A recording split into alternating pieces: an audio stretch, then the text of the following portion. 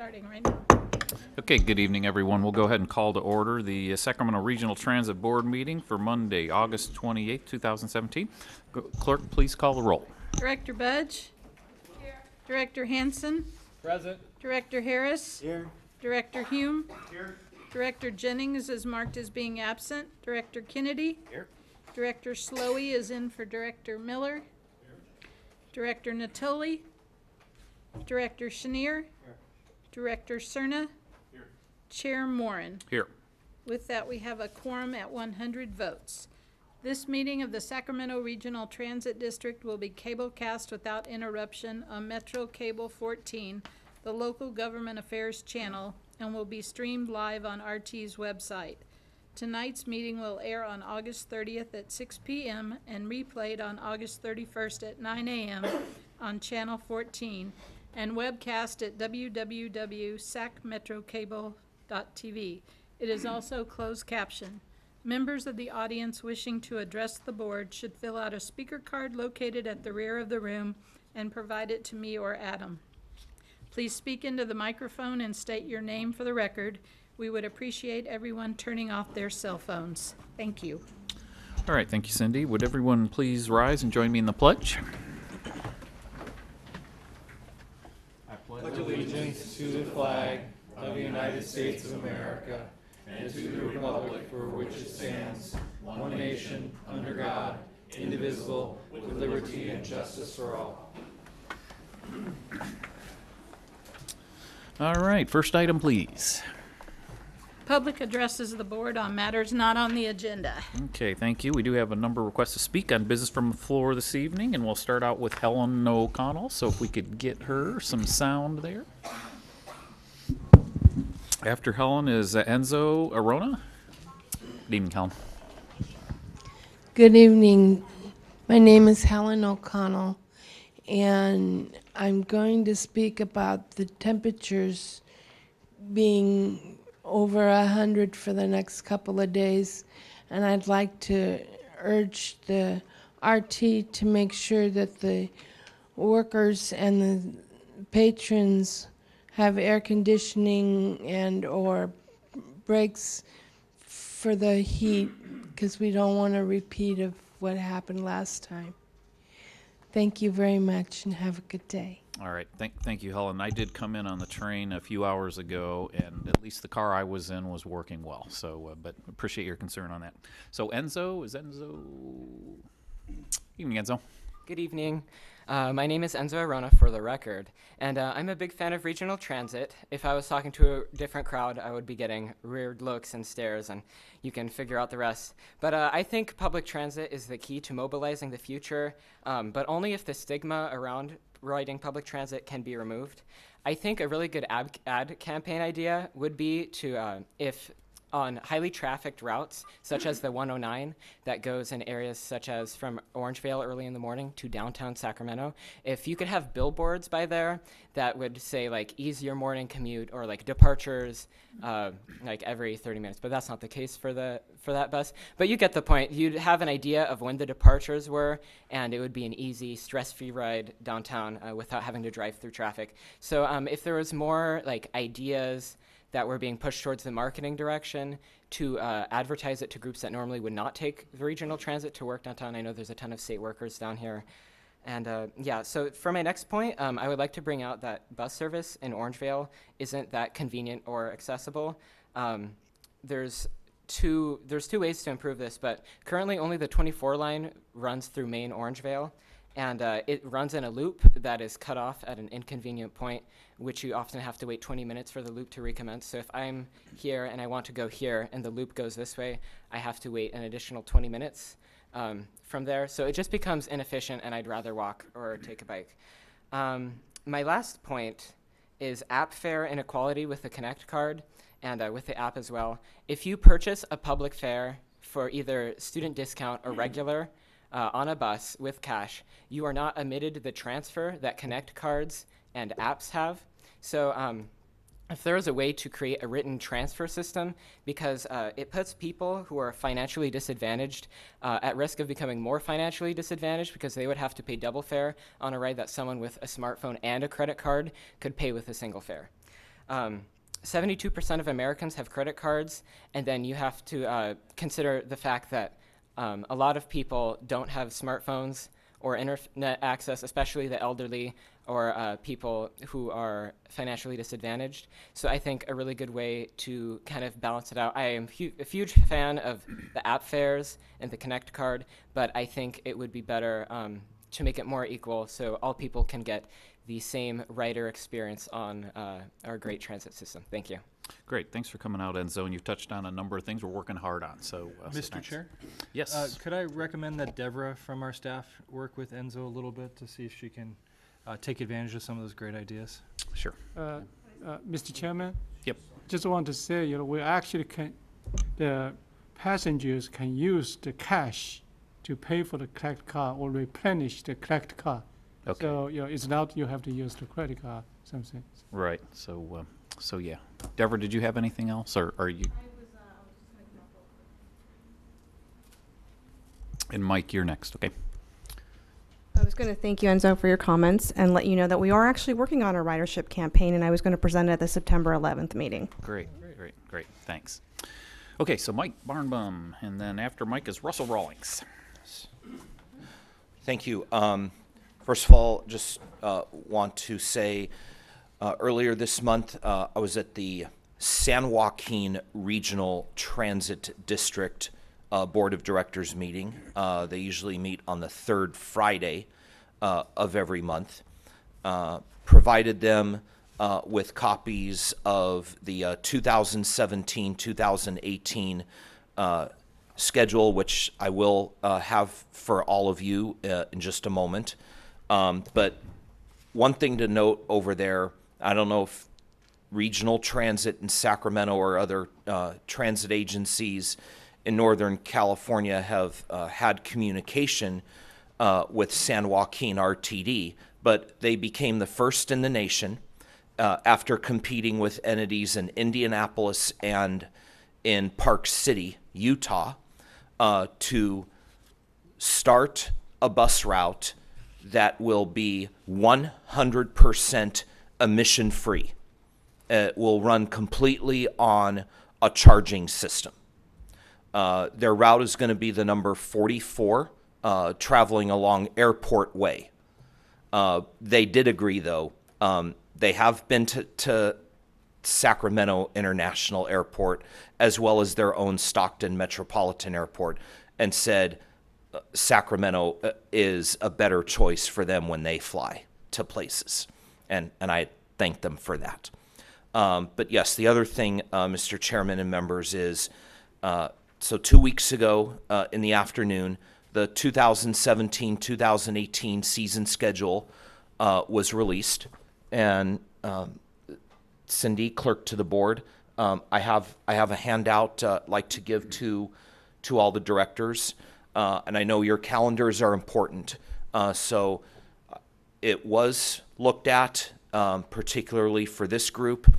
Were there any schedule conflicts between events there and meetings here? And we only noted a couple. On second Monday, January 8th, and fourth Monday, February 26th, both are 7 p.m. starts. The one that would have been a conflict but isn't because the board has canceled Columbus Day, October 9th, a 7 p.m. Tip for that date. But there is no meeting that day in looking at the board calendar. So upon conclusion, I'll hand these to the clerk to give each of you a schedule for the season. And do note, most of the game times, though not all of them, have been moved up to tip off at 7 p.m. rather than last year's 7:30 p.m. Okay, great. Thank you. Thanks as always, Mike. All right, Russell, and following Russell is Jeffrey Tartagia.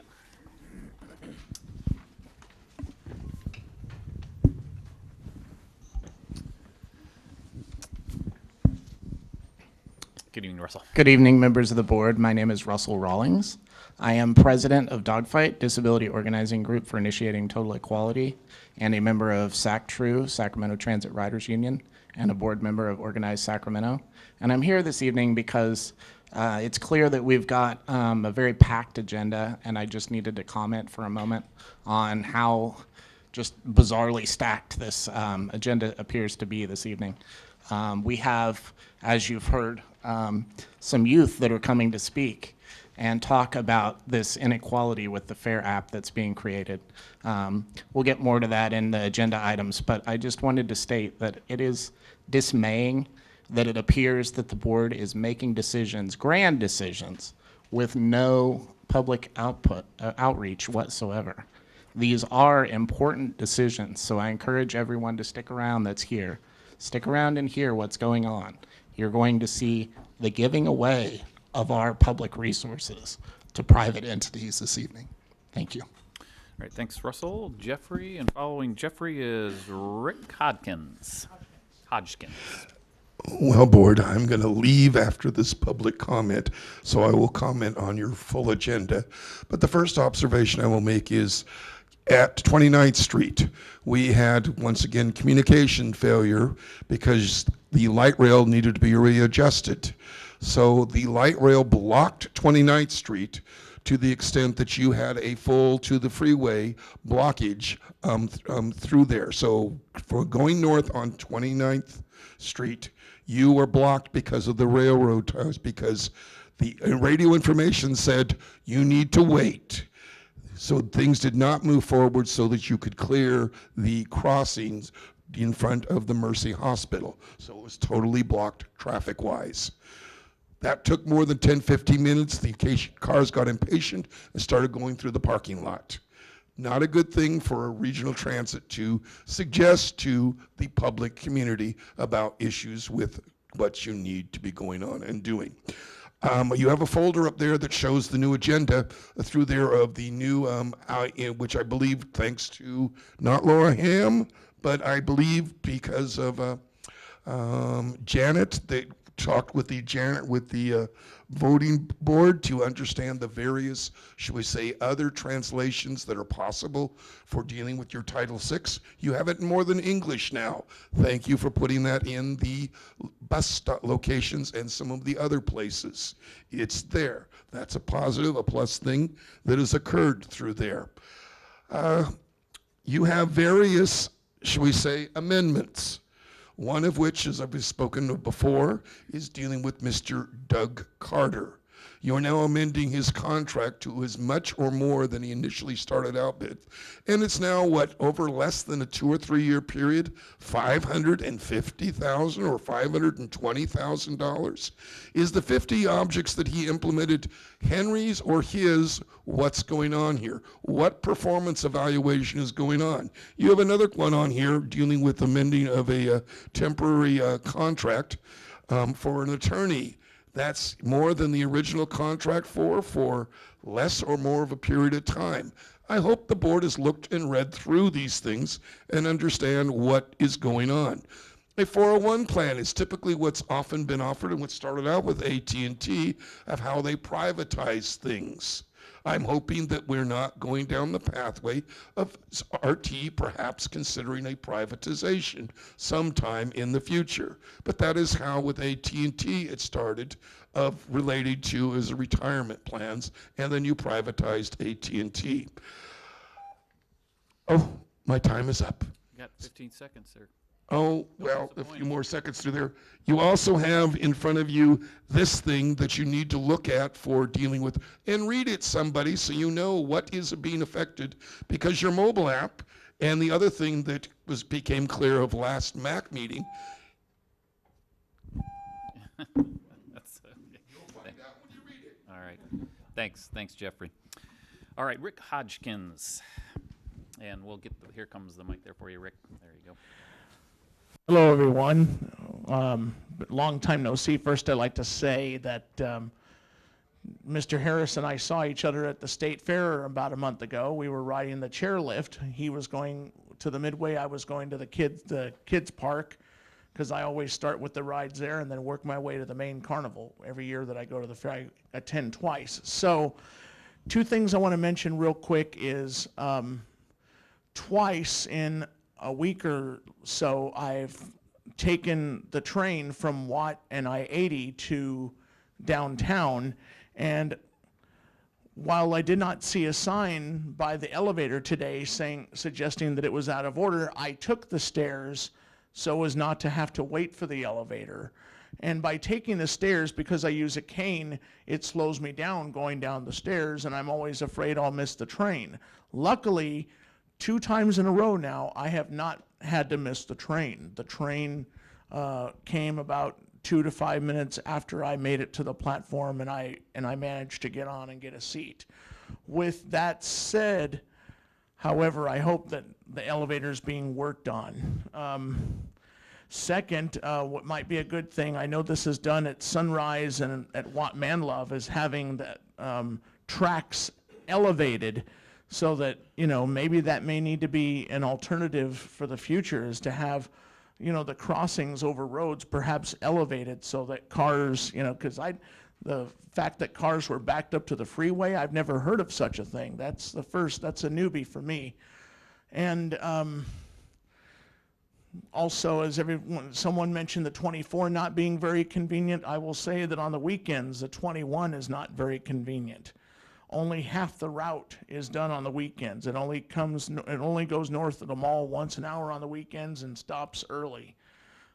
So, and yeah, that's all I have to say, and maybe I'll say more later. So thank you. All right. Thanks, Rick. Thanks for coming out this evening.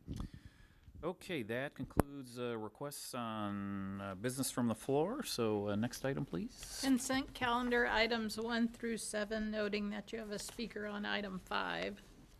Okay, so entertain a motion on items 1 through 4 and 6 and 7. Mr. Chair, Yes. You have can it? we pull item 5 and item 7, please? Okay, so 5 is pulled, so 7 as well. So how about 1 through 4 and 6? I'll move the remainder. Second.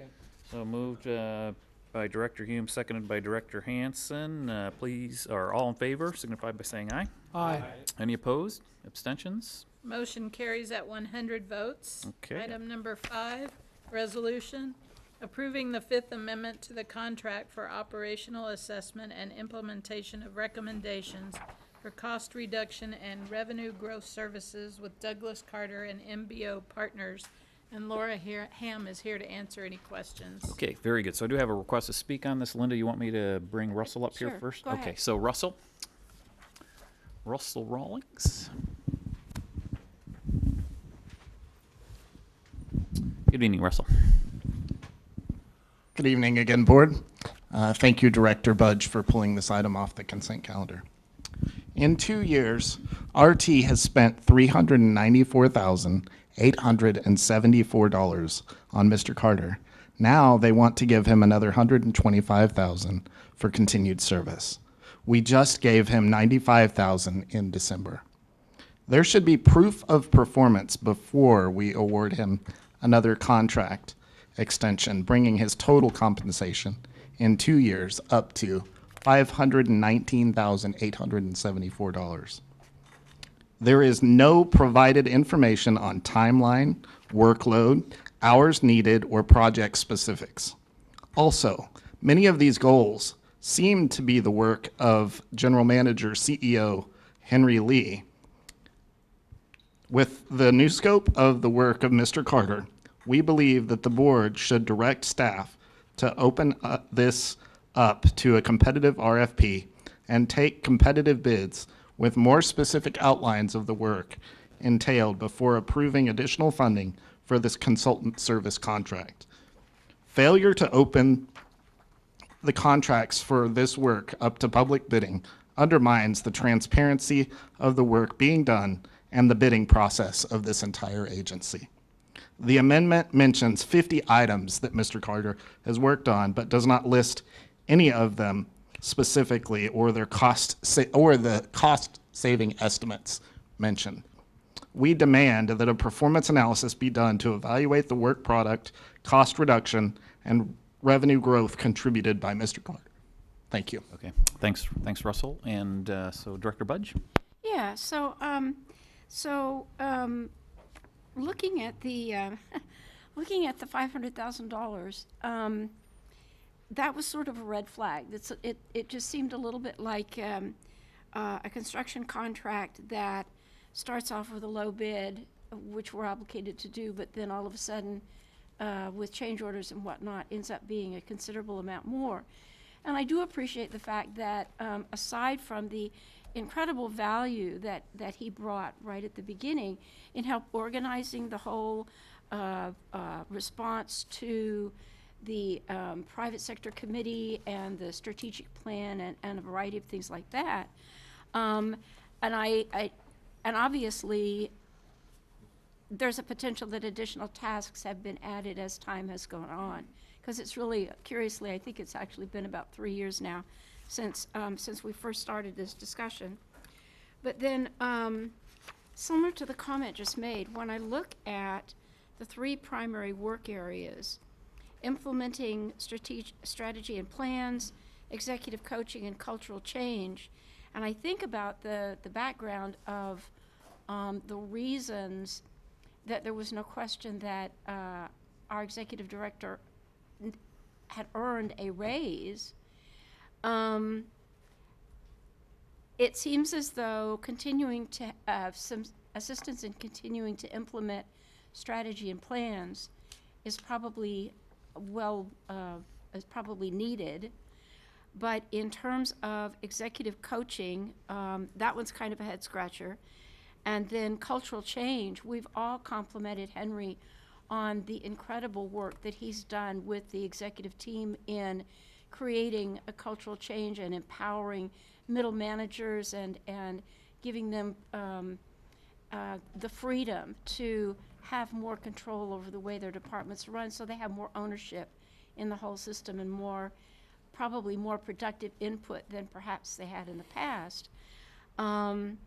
I can see a need for item 1 of 3, but for me personally, 2/3 of what's being proposed here is questionable, and so I could see a raise that would amount to about 1/3 of that, or an add-on to the contract of about 1/3 of that, but the full 100% that's being proposed seems a little excessive. And quite frankly, we haven't seen Mr. Carter very much, at least in the last year, except for a couple of phone calls which were not personally appreciated at times about specific issues coming before this board. So it just seemed that having an opportunity to discuss this might be a really good idea. Okay. Director Natoli? Yeah, I don't so much have a question. I guess just a comment that the staff report obviously is intended to be a summary, and I appreciate that. But I think in light of, basically the largest increase to the contract, and what is a bit vague, and I think what I took in the last paragraph where it said his continued services will allow for the identification and implementation of further cost-saving opportunities. It's really not spelled out very clearly here. Maybe a contract is designed to be flexible, and so that may be negotiated that way. But I guess I would say 2 things. One is that I'd like to see the attachment, this references the 5th Amendment and shows the amendments and the cost, doesn't show the dates. But I think certainly recognizing that there has been contributions, and all of us have had interface with Mr. Carter, both in this setting, but certainly in other respects as some of the work's gone on with the district and some of the improvements that we've seen and things that have been accomplished. But without just making some general reference to 50 things, and again, I don't think he takes credit for all those things, but I think some sort of summary, because I think it helps with the public review of this as to those items, and whether it's been with personnel work or with other strategic work, and again, some of those things have been presented to the board. That one would be important, I think, to have to reflect on as we consider what's before us. And secondly, then the term for which this time frame is, because it doesn't give any time frame. It leaves it pretty loose-ended, and maybe that's intentional. Maybe it's $125,000 over the next 3 years. I don't know that. It's not clear. And so I think clarification as to what would be in that agreement, the term of that agreement, or at least the projected term of that agreement, and to Ms. Budge's comments there, maybe some further consideration around exactly what we're going to be buying as it relates to that versus other things that would result in cost-saving opportunities for the district, which again, he certainly has helped in that regard in the past. So I would just say for my purposes that I'm prepared to make a motion to continue this matter at least until our September 11th. If that would give time for certainly Laura and others to bring forward information. Maybe it's not a question in anybody else's mind, but it certainly is in mine. So thanks. Second. Okay, so Director Chenier? Thanks. So I actually agree with Mr. Natoli. Who seconded? Whoever did. Yes. Patrick as well. Look, I think that this consultant has helped us greatly through a lot more than is on the 3 pieces of paper that are before us.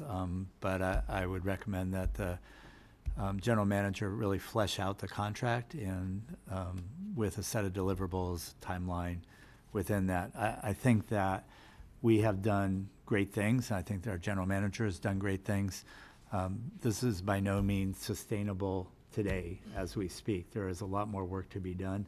I think Mr. Carter can help us get to where we need to go, but I'm also prepared to vote now to continue this item pending additional information. Okay, Director Harris? Yeah, just briefly, this seems to me like a case of an insufficient staff report. I don't think that there's any question about the value Mr. Carter has brought to the organization, but for instance, I find myself wanting to hear from the director, from Henry Lee, what value he sees in this. So I think it does warrant further discussion, and I'll support the motion. Okay, any other director comments? So we have a motion by Director Natoli to continue this to our September 11th meeting, and who seconded that? Director Kennedy. So any other discussion, questions? Okay, all in favor signify by saying aye. Aye. Opposed? Abstentions? All right. Motion passes at 100 votes to continue the item to September 11th. Right.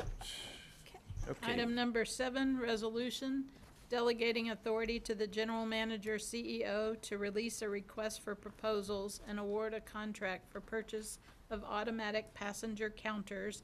And Roger Thorne is here to answer any questions. Great, thank you. And Director Budge. Yeah, this was, I know we got a note from, several notes from Sac True about several agenda items. And I was certainly persuaded by their point that we need to make sure that if we're going to spend $2.2 million, granted that's not enough to buy a new fleet, but it is a significant piece that could be put to that.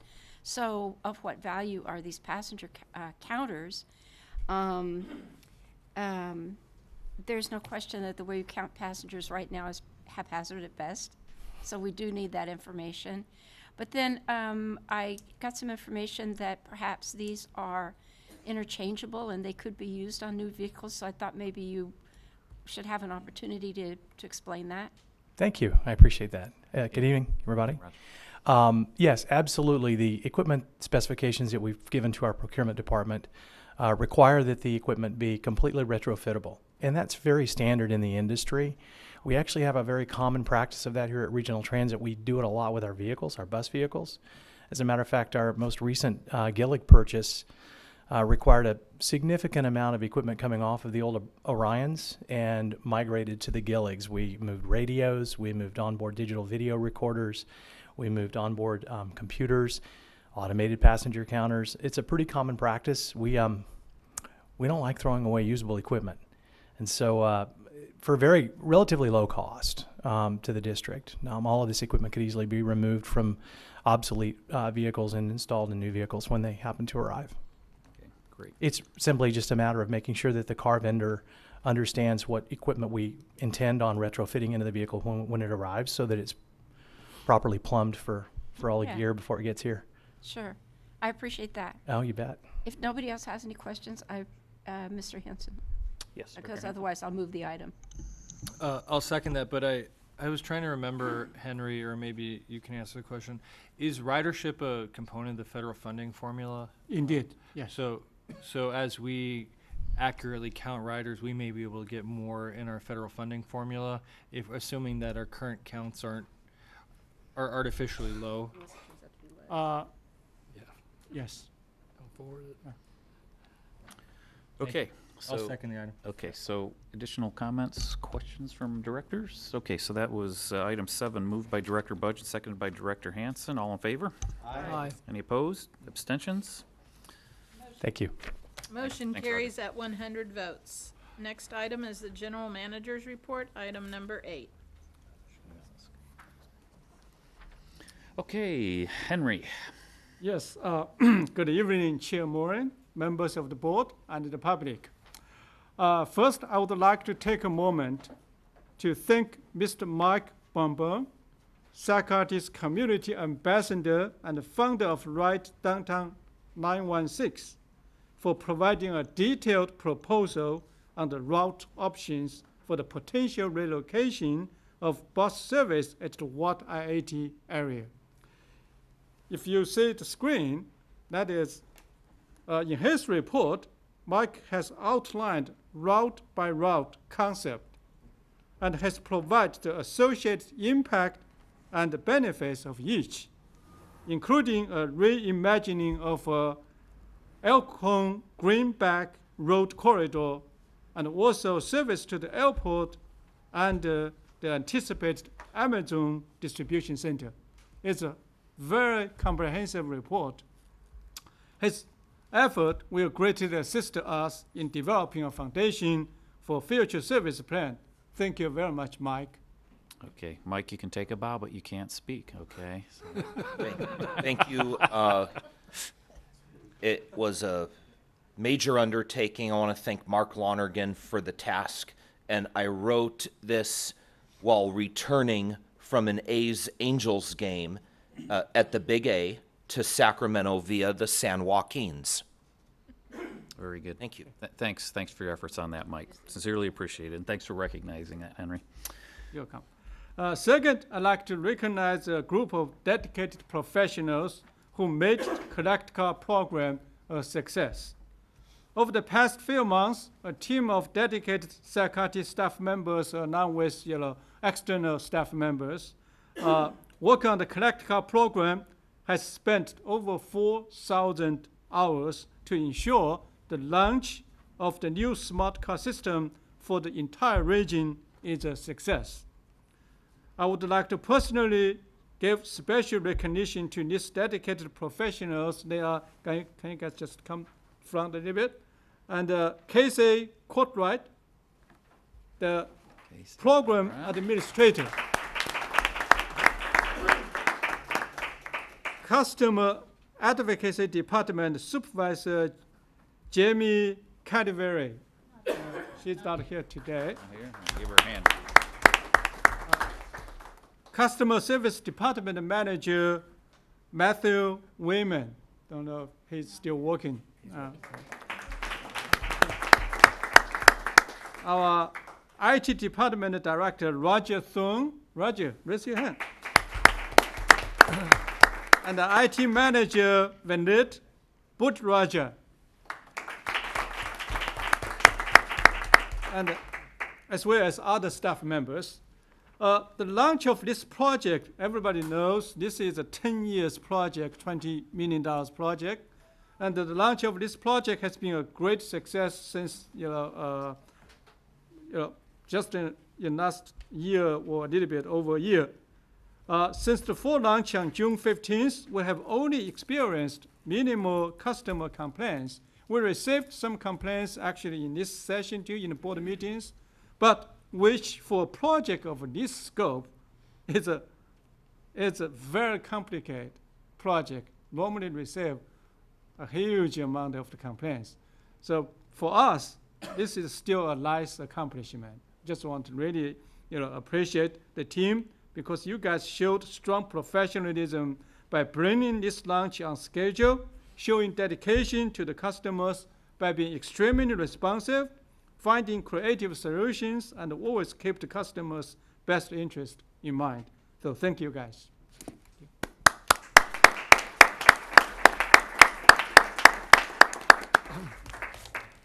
On another subject, our transit agents are continuously doing very well. Allow me, especially when it comes to enforcing the paid fare zone at light rail stations. please allow me to give 2 examples. Last Friday evening, during the peak commute time, I had a ride-along with a longtime RT rider. When we approached 65th Street Light Rail Station, we saw a transit agent assigned to that station was checking on a rider without ticket in the paid fare zone. The TA, the transit agent, asked the rider to buy a ticket in a nearby fare vending machine. When the rider saw the train coming, he immediately jumped on the train without ticket, without going to buy the ticket. Then the TA for that station ran after him into the light rail, and another TA, a transit agent assigned to the train itself, ran to the front of the train to ask the driver, the operator, to hold on the train for a second. So the 2 seconds later, the fare evader was guided out by the station TA, and the train left on time. The whole process occurred for just a couple of seconds.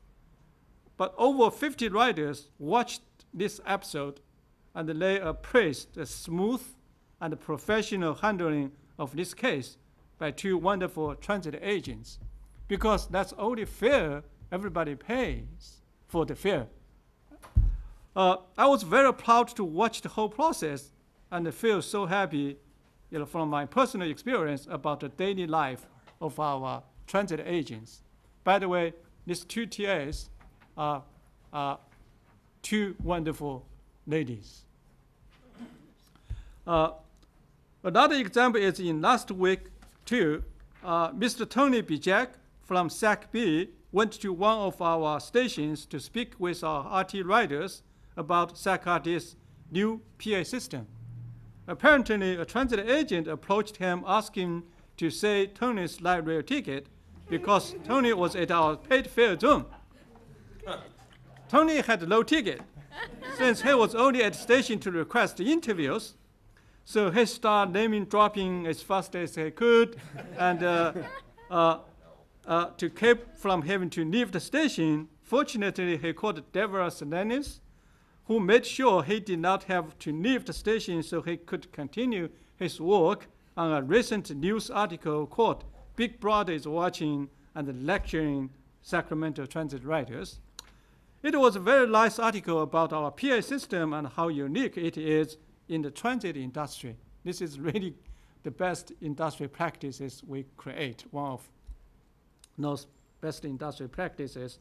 Best of all, Tony was very kind to tell us our transit agent was very polite, and he was glad to say that the paid fare zone rules board approved are being enforced by our TAs. And in addition to the PA system article in the B last week, we had other excellent coverage about the new PA system on broadcast news, including CBS 13, which was the lead story on last Wednesday evening, as well as ABC 10 and multiple leading industry newspapers. So far, we had over 200 cases, the PAs directed speaking to the people with bad behaviors on light rail stations. A couple minor update. One is about a new partnership between Sac State and SAC-RT we just created. Last week, Sac State, surprise, sent us a request for a special temporary shuttle service for about 4 months. With only a couple days preparation, today, this morning, SAC-RT started operation of a shuttle for Sac State, providing service between a temporary remote parking lot and the Sac State campus.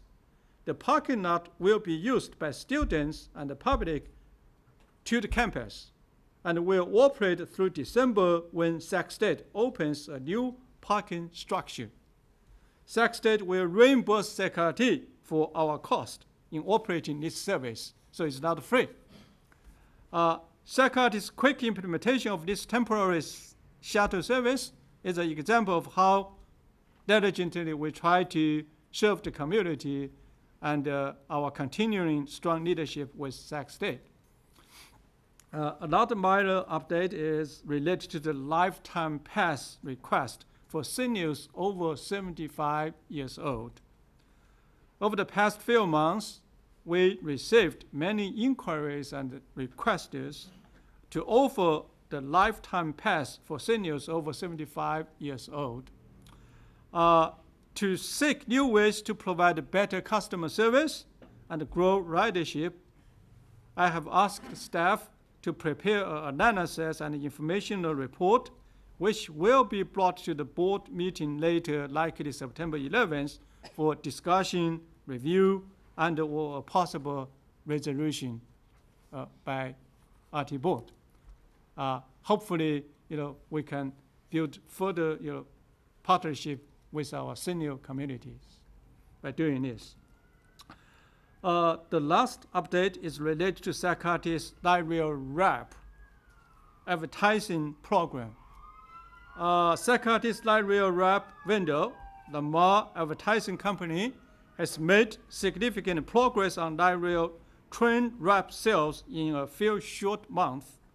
44 total light rail car sites will be covered with advertising wraps by September 18th, with a total gross revenue generated so far close to $250,000. So imagine 44 car sites will be covered by this wrap by September 18th. And we put some wraps on over 20 cars in the past. With these additional wraps, our appearance will become much better.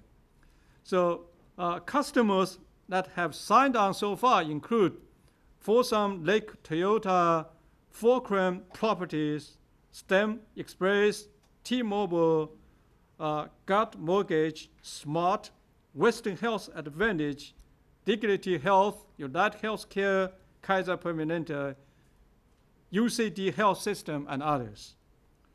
The Lamar Advertising Company's momentum has grown exponentially since June, and we expect it to continue as our potential new customers see the new ads on the system. This is literally mobile ads throughout the region. These new ads will not only bring new revenues to Sacramento, will significantly enhance our image and system-wide cleanliness effort. So this concludes my GM report, and I would like to invite Brent Berlinger, our CFO, to update Sacramento's monthly financial report. Thank you. All right. Good evening, Brent. Good evening. Thank you, Henry. Good evening, Chair Moore and members of the board. Thank you, Adam. So we have, let me start out right here. So we've actually completed the first month of the new fiscal year. So we have the July results in, and things are looking really good. We actually have good forward momentum from last fiscal year going forward. And you can see when you look at the actual column, we have actually some new columns in here showing the variance in dollars and percentages. But when you look at the actual column, you'll see at the very bottom it says $470,000. That means we've generated $470,000 more revenue than expenses this month. So that's a really good sign. It is 1 month of data, but it's a good sign we're on the right track. When you look at this from a revenue standpoint, that's where we usually start. We look at it and we see there's really no big variance in total operating revenues.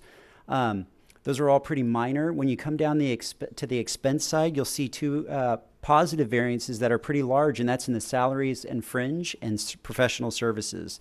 So again, I don't have too much to say. It's good news. We're trending good, and that's what we have to say. As it relates to the revenue side, this is our revenue chart that shows how we did compared to budget for fare revenues. And you can see there, it's such a close approximation to the budget. We're within 1% of the budget when it comes to fare revenues. And so that number is about $2.3 million. If you look at the rolling trend on fare revenues, that's about right. Last year, at the beginning of the year, it was around 2.6 million. We're actually seeing that come down right now because as we move to electronic fares, we're going to see buying patterns change and people's using more of the stored value. So we're going to see that. We're going to expect this to kind of be a little lower, but that's okay. When you look at it from this year to last year, you'll see that that variance is about 3%. And again, that's because of those fares. Right now we're moving forward with this Connect card, and that's where you're going to see a big difference. The next chart we have is the fare box recovery comparison. Right away, you'll see that actuals is about 19.7 and our budget is about 19%, so we exceeded the budget there. When you look at last year, it's pretty close. We're just slightly below last year's number.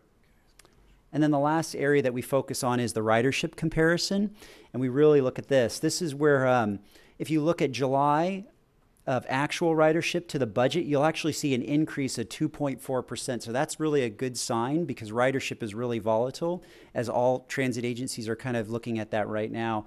When you look at it compared to last year, you'll actually see the same month last year, you'll see a decrease of 3.7%. And at first gut, you think that's probably a bad thing. But actually, if you look at it last year, you look at the decreases last year, we had decreases of 16% and 11%. So what we're seeing is, hopefully we're seeing kind of a turnaround with ridership where it's kind of starting to level out. That's what we're looking for right now. So dropping only 3.7%, it's could be a good indicator. Again, this is only 1 month of data, so we'll bring back the at the next month, we'll give you some future information on the financial performance. That concludes my presentation. Great, thanks, Brent. Director Hanson? Brent, just real quick, I was trying to remember from a fare recovery standpoint, I thought that some of our federal funds required 23 or 24%. Yeah, that's a good point. It's 23%. It's the TDA money, so it's the local money, not the federal. Okay. But we're able to supplement that with local funds. So we're okay from that percentage. We would like to have a pure fare box recovery of 23% without using supplemental Measure A or other sources.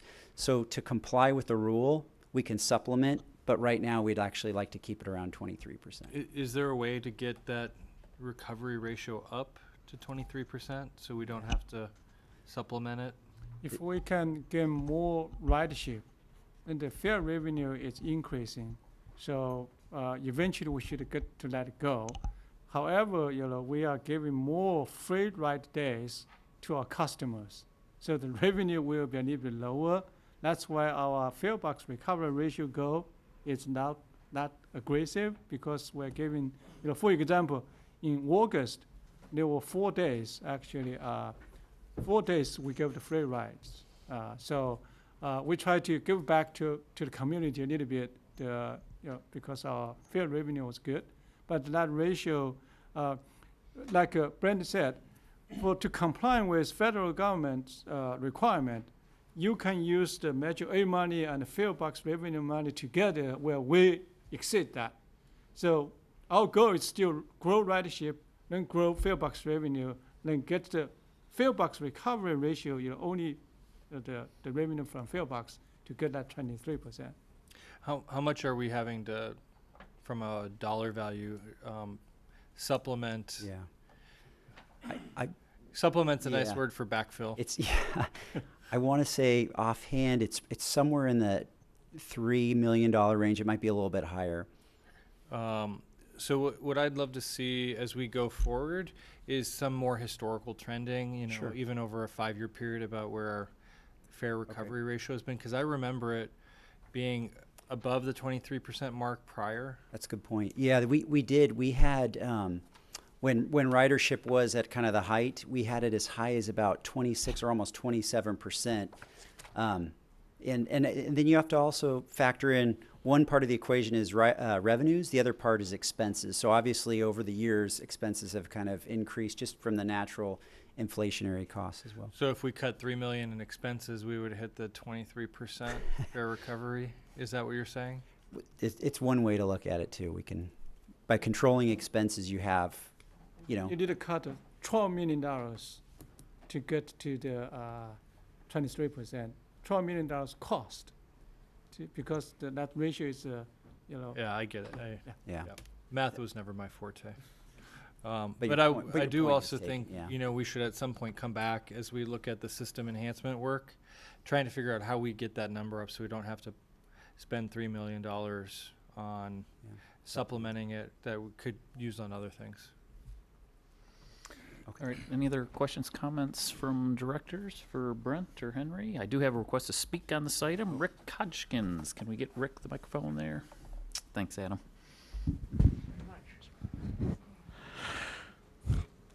Yeah, that's good news just compared to 1 year ago, shortly about when Henry started. More change hopefully will be on the way. I am a big fan of only one half of RT though, and that is our light rail system, because the light rail can get me to and from places pretty fast. Whereas I'm not so much of a big fan of our buses. That brings me to one thing that, we have, I don't know what Director and Citrus Heights Council Member Miller has heard about, bus ridership on Bus 21. But from what I'm being told by other people is that out where I live, not too many people ride the bus. But perhaps maybe they drive their cars to a nearby light rail station, whatever light rail station they could get to the easiest and the fastest. Have we thought about increasing the cost to park the car at a light rail station? We had to increase fares, but what about maybe leveling the playing field and increasing parking, times at the light, kind of like what they do at Amtrak. Of course, Amtrak's a different story because some people park their cars and get on the Amtrak. I've seen people come into the train, they, come in from Cameron Park and El Dorado Hills, they board the train at historic Folsom at Sutter Street, and they come to work either at Franchise Tax Board or at other places downtown, and they park their car at one of the stations in Folsom. Also, many of you might be aware that I am a client of Alta California Regional Center, and I got my brand new ID card. I have a sticker on it for this month of August. Hopefully by next week, they would have loaded money on the card so I can learn how to swipe it, when I get on the bus rather than receiving a different sticker. If I don't receive a sticker for September, I'm going to assume that I'm going to make the assumption that the money is located, the money has been loaded onto the card, and I can go ahead and take the sticker off. And, the stickers are, a thing of the past. Also about the PA systems, I have yet to hear a PA system sounding. What I mean by that is for those that do not have iPhones, like I have an iPhone 5 and I'm able to get transit information on my iPhone for all transit systems, RT, Amtrak, Muni, you name it.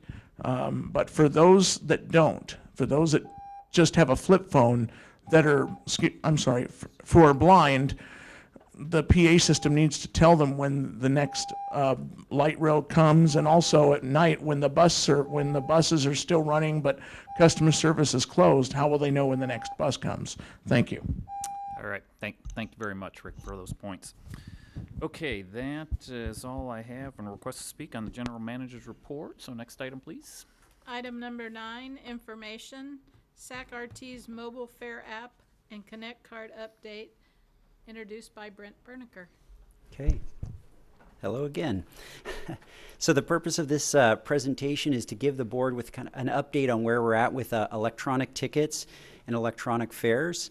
There's been a lot of discussion about this, so I hope I can kind of dispel any myths and kind of encourage people to look at this as a kind of a new way of RTs doing business, but still allowing people to use cash and coin in the meantime at the same time. So over the past couple years, RT's been making a lot of technology advances here. We've done things where we've added new credit and debit for our fare vending machines. We actually updated our whole bus fleet with new fare boxes because those were aging. Those were about 15 years old. And then more currently, we've introduced this Connect card and this mobile fare card. With these improvements really aren't meant to eliminate cash or coin. What they're meant to do is enhance the customer experience. what we're finding is that with the Connect card and the mobile app, these are complements. They're able to speed up boardings, they're quick, they're easy to use, and they significantly reduce the risks that are associated with paper prepaid tickets specifically. And I think I've brought this up at some other board meetings. We have this paper ticket where we sell it, usually 10 to a bundle, and individuals have to hold on to those tickets, validate those tickets at a fair vending machine. There's, obviously there's the risk that you lose your ticket, there's ticket handling costs, there's fair vending machine validation issues. With a Connect card, it's all done electronically. It's a much easier system. With a mobile fare app, it's done really easy on your phone, and it's a flash pass to the driver. So this was just kind of our point here. These are some of the issues that we've had with doing business the old way, which is this prepaid ticket. It's been slowing the boarding times. There's been lines at the fair vending machines. We want to move away from that and move into this new system. All right. So the one thing we've done is we've launched what we call as the Connect card, which is our smart card system. And here's a picture of the Connect card. And there's a lot of benefits for this system. First of all, it's a regional card. That means you can buy one card and you can use it with the 9 different transit agencies around town. Much different than with a ticket. You'd have to have all these different tickets. It's easy to use. There's no waiting in line. The big thing here is that we're hearing is free transfer within 90 minutes. That's a big advantage for people. A lot of people have voiced a complaint that with the Connect card, you have to have a bank account. With a Connect card, you don't. You can actually go to our customer service location. You can bring cash there. You can go to the Rayleighs, and you can reload these cards with cash and coin. So what we're trying to say is we're just giving another way for people to use it and still be able to have free transfers within 90 minutes. The next thing we have is our mobile phone. A lot of the same advantages occur with a mobile phone. No waiting in line, no equipment is needed. You don't need to carry another card with you. And it really speeds up the boarding times. So this next slide is basically kind of giving you a timeline of what we've done with the Connect card and where we're at today. So back in November of 2016, we did a soft launch. It was a small launch with a small group of people just to make sure that the system that we had was working properly. Then over the time, we've been able to add partners. Back in January, we added 8 additional partners. Then in March, we came up with a best daily fare. This is a really important feature for those wanting customer convenience and also just to be able to have a cheaper fare. Usually you have to prepay for your ticket in advance for a daily pass, and it's a bet. Are you going to be able to use all those rides, or are you going to have to lose on that bet? With the best daily fare, you just put value on your card, you tap as you go. Once it hits $7, it does not charge you anymore. So that's a really good advantage with the Connect card that can't really be handled with a cash option. The next thing we offered was free transfers. We did a full launch in June of 15, and now we're going to add another partner, the Natomas Flyer. The next timeline is on the mobile fare app and kind of what we've done over the past year and a half. Back in January, we launched a pilot app with a company called Passport. It was a really successful launch. And actually, back in January of 16, not many people were launching mobile fare apps. This was kind of new technology for the industry, so we were really excited about that. Then if you kind of move ahead all the way to March, we've actually selected a new vendor, and that's referred to, the company is called Bytemark. And in March, we selected that vendor, and already on September 1st, we're going to launch the new mobile app, and it's called Zip Pass. This is a great mobile app. What we're going to be doing is we're taking all the technology that we had with Passport, bringing it over to this new vendor, and then adding some new features. Now, obviously, in a 6-month period of time, it's hard to get a ton of new features. What we try to do is just get this new vendor on board, stable, doing the same thing that our old vendor, producing the same passes that our old vendor had, and just adding a little bit of technology. And then over time, we're going to be able to add new products. We're going to add, we've been talking to the various transit partners, whether it's YOLO, Elk Grove, and Folsom, and they're really excited about it. They want to add their fares to this, and the best thing is it's cheaper than who we have right now. So I look at this as in 6 months, we've accomplished a lot. We've got a new vendor in, and we're going to start, being able to produce, new options for our transit riders. The other thing to consider is those people that have the old mobile app, they'll be able to use that old mobile app for a 2-month period of time. So it's not going to just cut off and leave them stranded. So we'll have a 2-month period of time where you can use either mobile app. So that's convenient for them as well. And at the end of that 2-month period, if they haven't used their media, we'll refund it back to them. So with that being said, I want to actually show you a couple of videos just on how easy it is to use the Connect card. And this is the first presentation. Recently, we followed Alex around as he demonstrated the board-approved pilot programs for the Connect card, the daily best fare, and the 90-minute ticket. Alex's first boarding of the day is on a SAC-RT bus, where he is charged $275 for the single-ride bus fare. Just over 2 hours later, Alex makes his second boarding of the day. His 90-minute ticket has now expired, so he is charged $275 for this ride. After exiting the bus, Alex transfers to light rail. He is granted a free ride given that he is still within his 90-minute ticket window. Next, Alex is seen being fare inspected by a transit agent. Green means go, and the transit agent carries on with other inspections. Later in the day, Alex is seen boarding a SAC-RT bus. This time he is only charged $1.50 because he has now reached the daily best fare limit of $7. So I hope that shows you, it's just the concept's really easy. Tap and go. In this case, they had stored value. Alex had stored value on the card. He's able to tap it, get on board, and have a successful quick ride. I mean, you could see how quick those taps were. So this next video is how the mobile fare, the new mobile fare app will work and how easy it is to purchase a single fare on. ZipPass, a new mobile fare app for SAC-RT and the region. Once your account is set up, just purchase your fare media, activate it, and you're ready to ride. And so that's exactly, this picture right here is what the transit officer will see when they do a fare inspection, or also if you're boarding a bus, the bus operator will see that, and that will indicate that's valid fare. So the next slides I want to cover is, these are just a couple of graphs to show you how we're doing with the Connect card system. And if you look at this, there's kind of a slow ramp up with the Connect card system. This is a complex system. There's a lot of back end work. There was a lot of testing involved. So what you find is the ramp up is slow, but once people adopt, it's a quick, steep adoption rate. People will come on pretty quick at that point in time. But it's a slow process to get training, because basically what we have is 180 to 200 outlets that we have to go out and educate these customers on how to use it, and then they in turn educate those riders. So it's kind of a complicated process, but we're gaining good traction. The next chart I want to show is just an example of how we're doing with the mobile fare app. This is a chart where it shows with the mobile fare app, we see that people immediately pick up this fare app and they're able to use it right away, and you get quick penetration, and then over time it shows that it's really stable, that the revenues really stay stable and you don't have fluctuations up and down. And then the next and final slide is just what we're talking about here is we have these 180 to 200 corporate accounts. These are state agencies, franchise tax board, all these partner agencies that we do business with. We need to reach out to them, and we've got about 10% of them already where we've reached out to them and incorporated the Connect card and removed the prepaid tickets.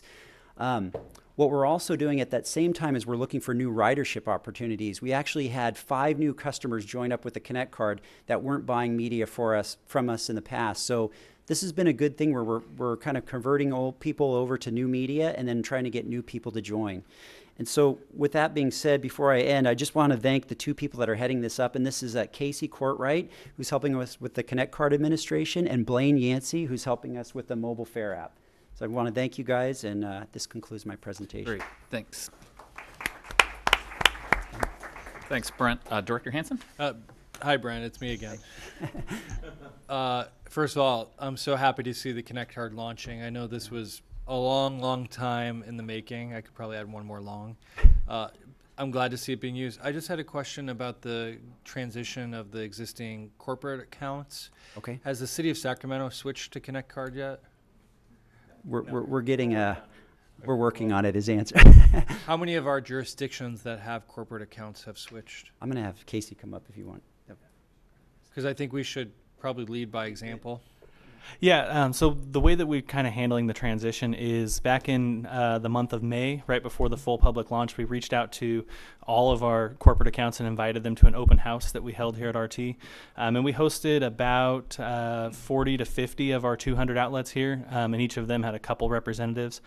City of Sacramento is actually one of the groups that we had targeted for an early adopter, but haven't jumped on board yet. So to your point, we have a number of agencies that are under contract, and City of Sacramento may actually be one of the ones who are in the process of becoming under contract, but just haven't started selling yet.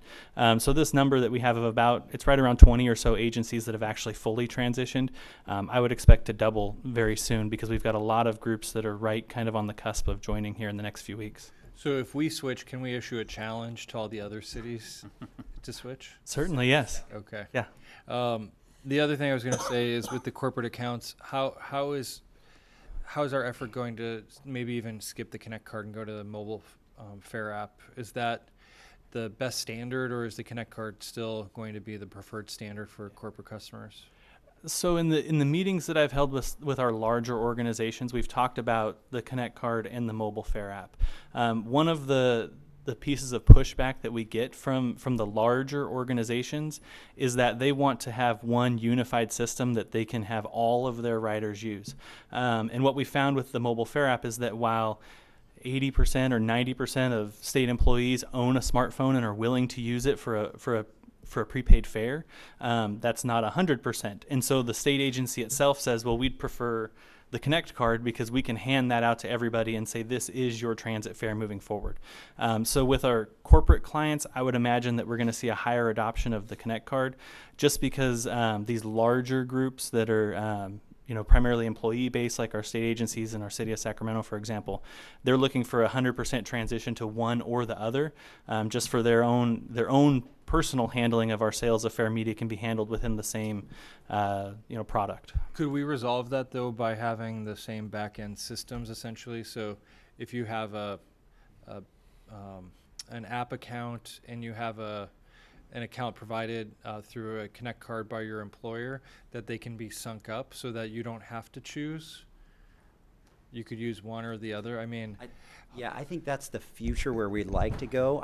What we did though when my 2005 Camry had a CD player and a tape deck, and I think that's kind of what we're like modeling towards. I think you have to look at it this way. Remember how you said Connect card it's been a long process. Yeah. There has been a lot of time and development that has been spent on that project. It's been over 5-10 years, however you want to look at it. With a mobile app, again, it's only been a 6-month time with this new vendor. They have a robust back end system that we can utilize, and it can give the same discounts that the corporate accounts can do. It's going to take some time though to implement that, and then to integrate the two systems then it's a matter of two vendors working together and getting an interface between those two vendors. So I definitely, we've all talked internally about this. This is the way to go, where it shouldn't be, I want this or that. It should be, what is the most convenient for me as a rider? And I think we're gonna move in that direction. It's just a matter of, we want to get this mobile app going at the same speed as a Connect card and then figure out how we merge the two back ends. And this is the contract we have with Bytemark is a 3-year contract. So that kind of gives you kind of an idea that if technology can change, we have options. Well, maybe we can put that on a goal for 2018. Thanks. Okay. Great. Thanks. Director Budge? Okay. So I focused on the mobile app portion of this staff report as opposed to the Connect card. And there's a lot of us who ride the train frequently but don't take the train every day to work. And so the mobile fare app really works. Great. And I have both Ride Sac RT and Alert Sac RT on my phone. And I hate the new name, period. I don't think Zip Pass says anything to anybody. It sounds too much like Zip Drive, Zip Cars, and Zip Bicycles. So if you want to ultimately, if you want this to become regional and have a name that everybody can identify with their own individual transit agency, especially RT, then call it something like Connect Pass, okay? But zip isn't it's becoming one of those words that's overused, and it just does not relate to, it relates to too many other things. So that would be my number one comment. Okay. In terms of user friendliness, in terms of user interface, the mobile app really works. And of course, we use it because we would never drive to a King's Gate. We always take the train. And there has not been, I really think there has not been a ride go by that we haven't had this conversation with somebody else on the train. You need to put the mobile app on your phone, and it really works at the end of the game, because there can be a line at the ticket vending machine, and it's dark, and the lighting may not be really conducive to viewing what it says on the machine, and you've got to figure it out, and so on. Yep. So if you just buy the tickets for the going and the coming, when you start off, it works really well. So the only problem I have, and again, in terms of user interface, is then remembering where to find the little 3 lines or whatever it is on the mobile app, so I can show the transit agent that I really do have tickets. That's just something that doesn't seem intuitive to me. It's not as easy to find as it could potentially be. But seriously, I've had this conversation about putting Ride SacRT on your phone with my grandkids, with everybody. It's so easy to do. And it needs to be something that relates to RT right now, and ultimately everybody can perceive it relates to their system, whether it's YOLO Bus or Folsom Stage or whatever. And from my perspective, ZipPass doesn't do it. Yeah, that makes sense. Maybe just some background on it. It's hard to change at this point, but some background is the name SacRT Ride was taken for Passport. So if we wanted to transition it to this new vendor, it wasn't an option. So what we did with the new contract is whatever name we selected, it's our name to continue to use or to discontinue. We can do what we want with this new name. The consideration that we also had to take into account was we knew transit partners had been wanting to join on the mobile fare app, and they didn't like the idea of it being called something with RT. It makes sense what you said. I'm just giving you some background. It's like it was hard for them to stomach something with RT, so we tried to come up with a more of a neutral name, and it doesn't always appease to everybody, but I just want to give you back. Okay, so if you're fishing around in Play Store, though, how do you know you're looking for something that has to do with transit? Yeah, I'm not. You got to know you're exactly valid. what it's called. It's tough. We talk to the vendor a lot. They've had other applications where they've used Zip in the transit space, and so that was one of the ideas. We wanted something that talks about speed, talks about a pass, but it's always a difficult thing to come up with a name. There's a lot of names that we had that were taken. We thought, oh, this is a great name, and then you go out and you find that the app was taken. So we settled on a name that was, again, from a regional perspective, something that everyone could kind of settle on, and that was just some background for what it's worth. Okay, so then the only other concern, and I still disapprove.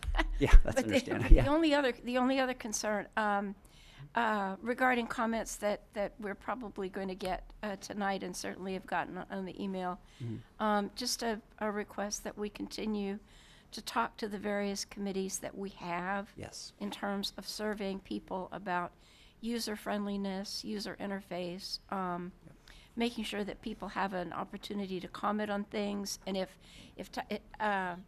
timing is delayed on something or other, you don't just push it out because the contract says push it out. If you truly don't have all the parts, don't just push it out for the sake of accomplishing that. Thank you. I just to follow up on that too, we definitely don't want to work to a timeline. What we wanted to do though is, one of the problems with a mobile fare app is it starts getting momentum. And what you want to do is, we know that there's going to be new arena riders that are going to be coming on board. So we wanted to get a mobile fare app that could come in before the new schedule and for the new riders that are out there. And for whatever new service we put out there, as quick as possible. We did take feedback from many of the riders on this new mobile fare app to improve on what we already had with the existing mobile fare app. And let me kind of explain that a little further. One rider, and actually not just one, many riders had mentioned that when you purchase your ticket on the old mobile fare app, the problem was you always had to have cell connection, and there was no way to store it on the phone. With the new phone, you're able to keep it in the cloud or directly keep it on your phone. So the minute you lose connection, you still have that fare to show the fare inspector. So we added these new features that were based on riders' input, but we have a lot more to do going forward. We need to reach out more, but what we wanted to do was get this new mobile fare app out there for the public to start using it just the way they were using their existing mobile fare app, and then slowly build on it as time progresses. And Well, and I do understand that, and quite frankly, if you look at your chart about the mobile app monthly sales, if you notice there's a significant jump between September last year and October when the Kings games began. Yes. And so you could probably easily correlate that, especially when you consider those first couple of trips when the trains were absolutely jam-packed. Yeah. You know, it kind of tapered off as time went on, but right at the beginning, the trains were stuffed full. It was really terrific. So we got to do more. I agree with your points. And last year there was a challenge between, at least from a customer standpoint, it looked like there was a challenge between getting the Kings organization to do the same degree of advertising that RT was doing in terms of how great it was to take the train. So somebody over there needs to know that the app name is changing so that they can start Promote. advertising that too. Yes. Okay, any other comments, questions from directors before I bring up our speakers' requests here? Okay, so Helen O'Connell, we'll start with Helen there, and after Helen is Mike Barnbaum, and after Mike is Russell Rawlings. Evening, Helen. Good evening, Helen O'Connell.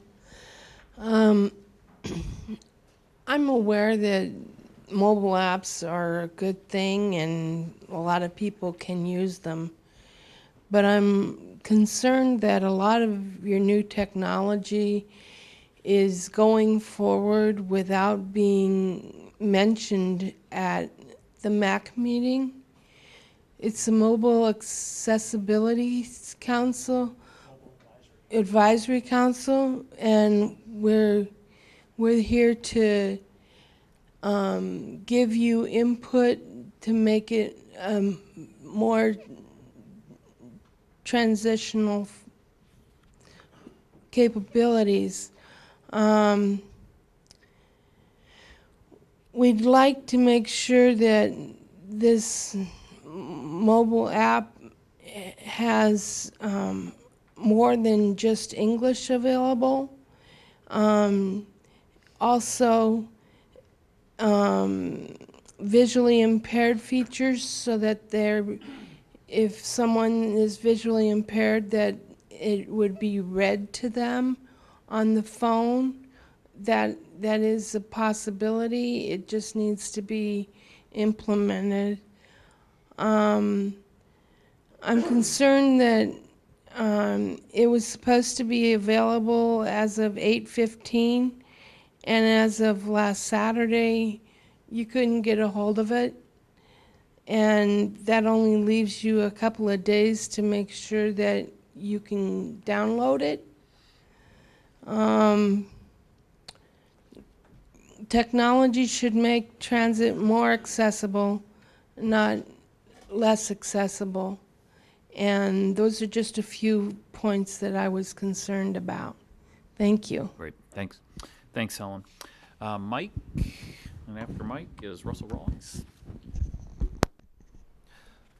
Thank you, Chair Morin and members of the board. Before I get to the meat and potatoes of my comments, to address Director Budge's questions and comments, we are now working with a new president of business operations at Sacramento Basketball Holdings. In case folks missed it, Chris Granger has moved on to Detroit and is working in the newest facility in the National Basketball Association, the Little Caesars Arena. So we're working with John Reinhardt as president of basketball operations at Sacramento Basketball Holdings. But probably the person we've closest and more closely work with is the director of corporate partnerships at Sacramento Basketball Holdings, and that's Darren Gross. So those might be two very key stakeholders. Folks here might want to sit down and have meetings with going forward as to how Sacramento Basketball Holdings and the Golden One Center as a whole, owned by the city of Sacramento, is to proceed forward with any marketing or advertising to the points you made.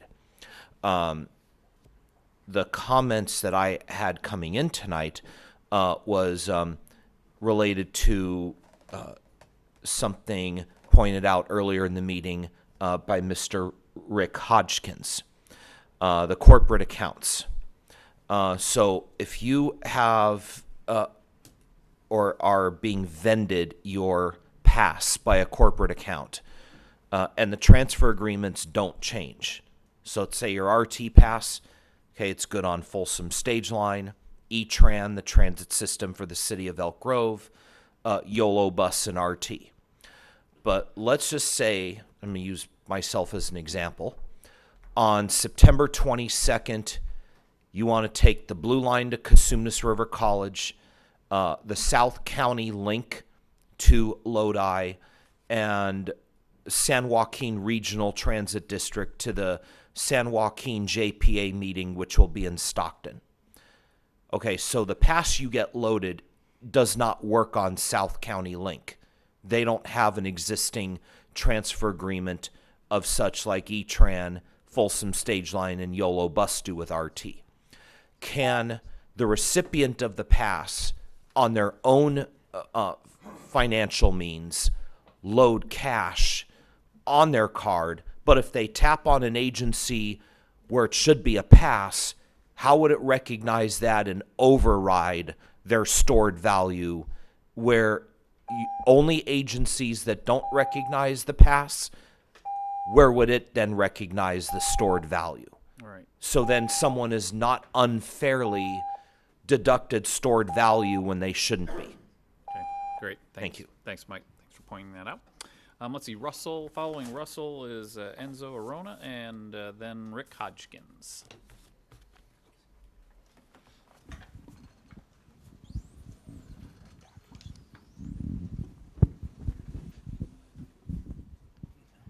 Evening, Russell. Good evening again, board.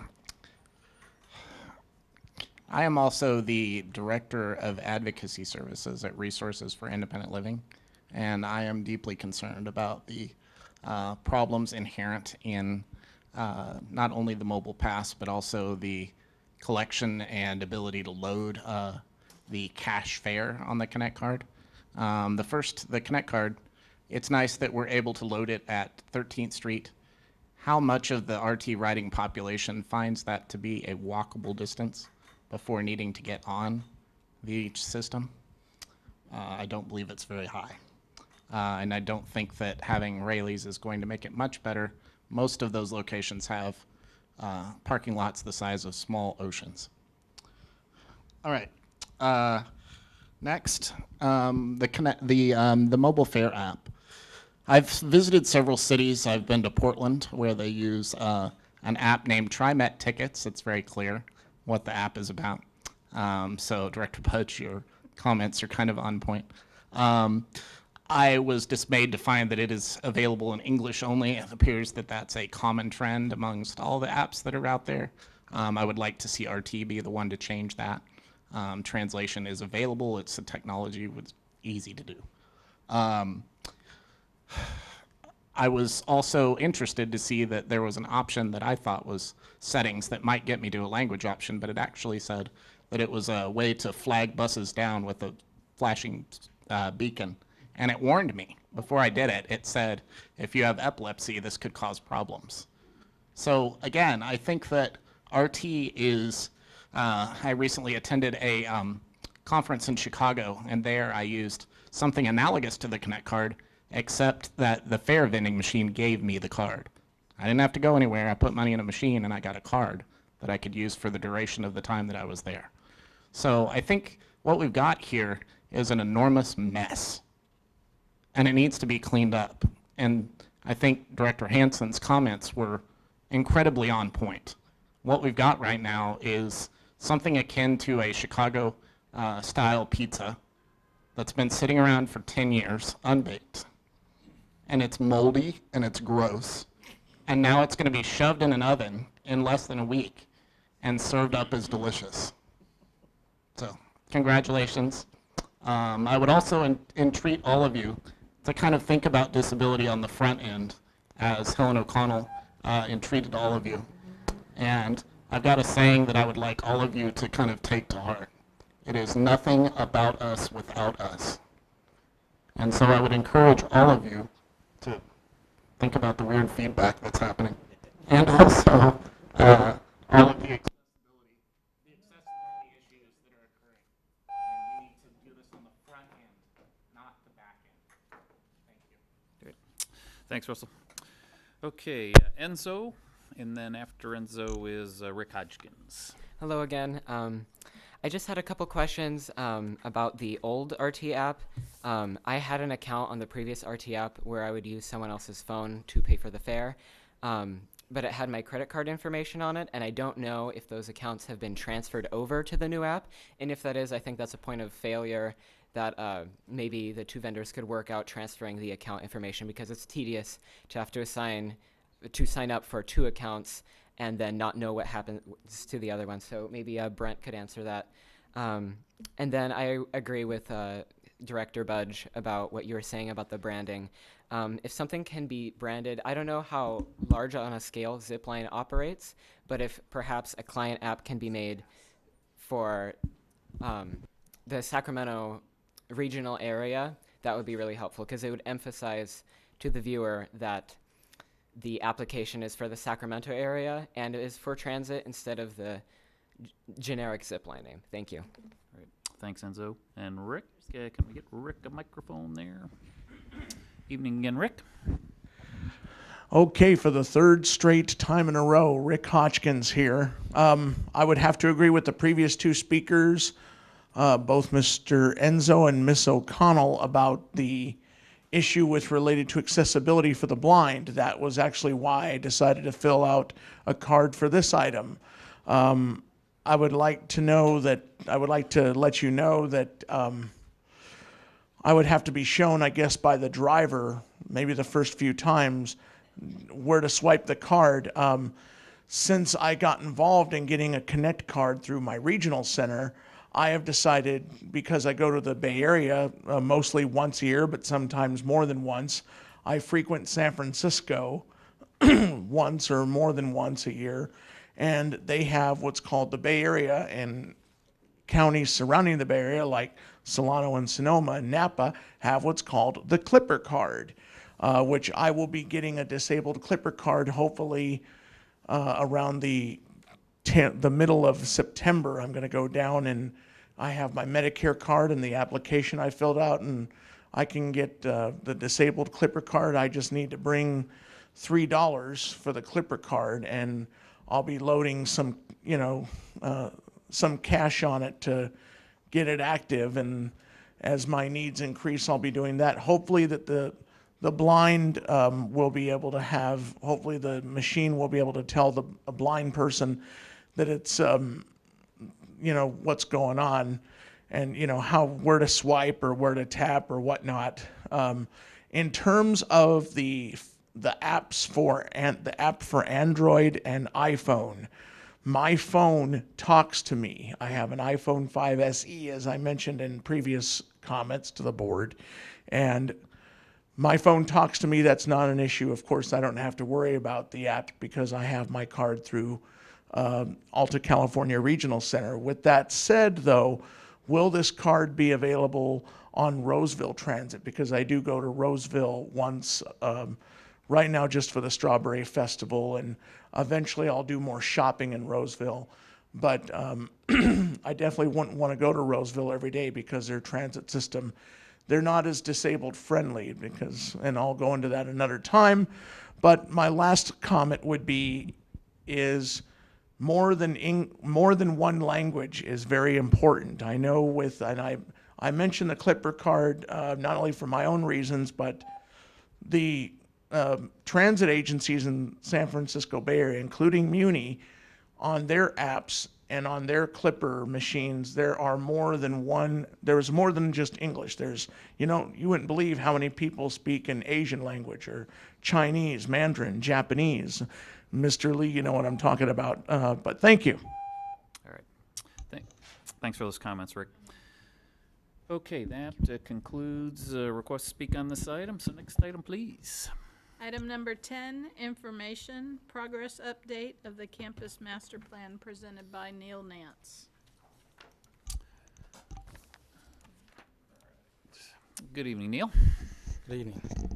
Chairman, members of the board, please recall staff's strategic plan presentation in February of this year. One of the strategic initiatives at that time was a campus master plan. This update will focus largely on the minimum requirements and alternatives being developed and included in a request for proposals to relocate SACRT's Administration Operations Campus. Uh-oh. Okay, thank you, sorry. In February, we discussed how SACRT's current infrastructure is old and inefficient. We displayed photos of leaky roofs and old HVAC units. I think we're having a problem with that somewhat tonight. We advised you of the fragmented employee workspace and inefficiencies. At that time, staff was charged with examining opportunities to modernize our workspace. In some initial efforts, staff has relocated several departments in hopes of enhancing the productivity of certain work groups. By reallocating our space needs, we're able to eliminate the lease of the Bell Building and thereby saving over $14,000 in monthly payments.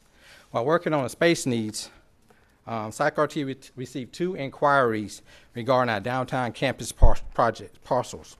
The inquiry suggested that there may be an opportunity to leverage the value of our downtown campus properties to acquire a new consolidated campus.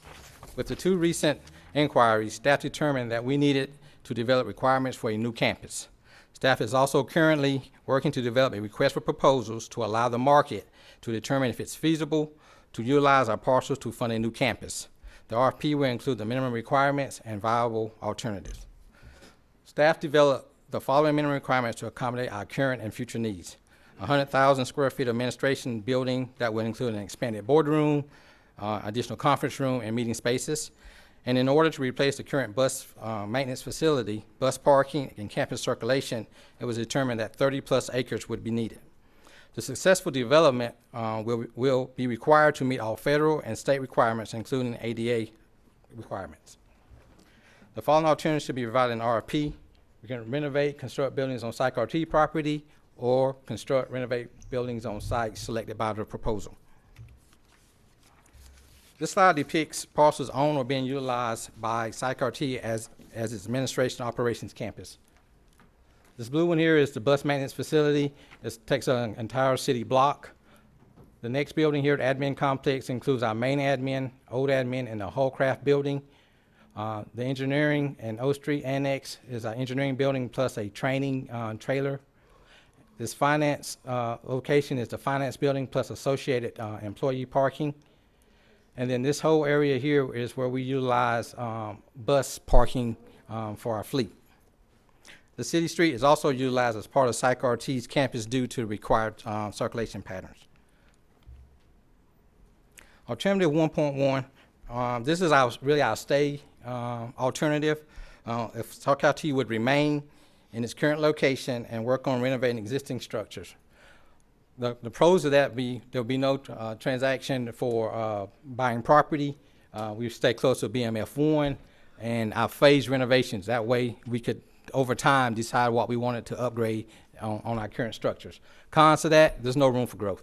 We're maxed out with the space that we have.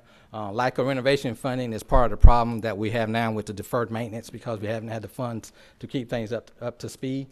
No opportunity to recoup the value of our campus properties that we currently have. And then if we were to do the renovation, we would have some challenges with just getting our staff relocated, maybe have to lease space to relocate them while we do the upgrades. Alternate 1.2 is construct on an existing site. Now this is an alternative that we intend to include in the RFP. This site has us those 3 admin sites we showed earlier, the admin, the engineering, and the finance building. We're looking at having an opportunity to build on one of those sites. So we would sell the other 2 sites and build on one if that was something that the RFP proposal selected to do. Proposal that, again, we'll be near the BMF1 and it's convenient to our bus parking that we currently have. A con to that is if we were to construct on one of those current admin sites, then we would have to relocate our staff again to a new location while that construction is ongoing. Next slide. Alternative 2, RFP proposal would have the option of selecting an off-site location for SAC-RT. Of course, SAC-RT would prefer for the location to be within 5 miles of our current location. We would also prefer for both admin and operations to be in close proximity to each other. Slide now. Alternative 2.1, if it was decided that the proposal decided to take us to a downtown location, the pros of that would be near our customers, no destruction of our current operations because while we would continue to run operations, a new site will be built for us, and it's most convenient to our transit and, of course, one site for all of our staff. A con to that, finding a site large enough to build a bus maintenance facility downtown could be an issue. The property values might be higher and just limited parking downtown. Next alternative is 2.2. This alternative relates to a location outside of downtown. For this example, we chose the south area. With that, again, no disruption of no disruption of our operations facilities, consolidate staff from one location. The land values, of course, could be less expensive out of town than it is downtown, and absolutely room for growth because we'll have opportunity with more space, we hope. A con, we will be further away from our downtown stakeholders. However, it is our intention to retain 1225R as our downtown presence, so we will continue to hold that site and upgrade it. Bus operating costs may increase due to deadhead and may limit our transit opportunities. Going forward, next 90 days or even shorter thereafter, staff will continue to update the required title reports. We'll acquire appraisals. We develop preliminary construction and renovation estimates to complete the market analysis. We'll finalize the space planning requirements. All these items will be complete in an effort to request authorization to advertise the RFP next month. Staff will simultaneously begin the excess property process for the downtown campus parcels. As well as the project progresses, staff will allow opportunities for public involvement and input. With that, I'd like to introduce David Solomon. He's our project manager for this project, and with that, he and I will be available to take any questions, input, or direction. Okay, questions for Director Natoli? Yeah, just quickly, so on your minimum requirements, on your MQs, or MRs, why water detention 2.5 acres? Say it again, sir, I'm sorry. You have water detention 2.5 acres. Oh, well, when you build a site like that, so a lot of times, well, you always have to have that water detention. You have to treat the water on site. So you dedicate land, you can't do it underground, or you can't? Yes, sir, that was definitely an option. This is, I guess we should maybe change it from minimum requirements, but this proposal could propose things to us to reduce that site size if they wanted to do underground. So we'll make sure that we include options like that in the proposal. Because I know with your parking areas and maybe with some of the other operational type things, it's just seemed to me that you're going to burn up a lot of acreage for that purpose when you might be able to do it elsewhere, integrated. So, okay. Yes, sir. We'll ensure that we include options for that. Thank you. Director Budge? Yeah. So, so I just wondered why there's only 2 locations being considered when you consider that one of the most significant probably assets that should be considered in terms of your minimum requirements is good freeway access. And we certainly have other locations that would be outside the downtown area without the expensive and costs of the downtown area that could be considered. So then the second question, when you talk about the pros and cons of the different site alternatives, there's a lot of reference to being near most customers and stakeholders, except we're entering the route optimization study, and it may very well be that you find a whole new batch of customers that are not located in the downtown area that need service or access, and an adequate examination of a campus master plan might even consider that instead of putting all the buses in one location where they have to do a lot of deadheading that doesn't benefit anybody and uses up fuel and wastes time both for the operators as well as for the customers, there may be a need to spread bus parking locations in various areas around the county. This is a big county. It's a long way from Orangevale to Walnut Grove, and I realize we don't necessarily go all the way to Walnut Grove, but it would seem that being more creative than just looking at one campus in one location might ultimately be called for, especially after the completion of the route optimization study. Yes, ma'am. All good stuff there. One of the items that you discussed was the location. And we have, as staff, looked at that and noticed that we have BMF2 as a location that at some point in the future. Up at McClellan? Yes, ma'am, at McClellan. That's why we kind of just selected the south side just for an instance, knowing that that's on the north side that we could split some of the. Okay, so everything is west of Watt Avenue. Yes, ma'am. And there's a whole bunch of county that's east of Watt Avenue, including an awful lot of people living. Right. Again, we're still in the process of finalizing all the RFP, but this RFP really came out of the issue of someone coming to us and saying there's an opportunity. Well, that screams, all right, out of this report. Okay. And so that's why it just seems that a true master plan looks not only at your physical needs, but it also looks at, just like we're talking about with the route optimization study. Yes, ma'am. It also needs to look at where do the customers live, where do the buses need to go, and what's the most efficient way to get there. And being at the Campbell Soup plant or up at McClellan or whatever may not be the most effective location in terms of serving not only existing customer base, but the potential customer base. Agree. Okay, Director Hume?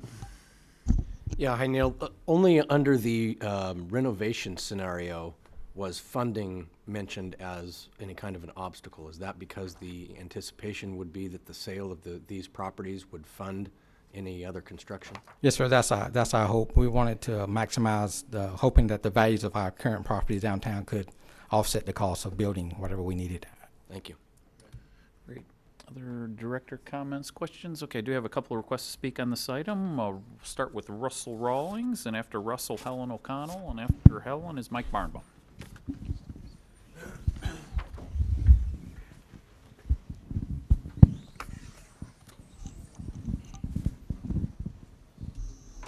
Evening again, Russell. Good evening again, board. My name is Russell Rawlings. I am also a proud member of the Democratic Socialists of America and the local Sacramento chapter.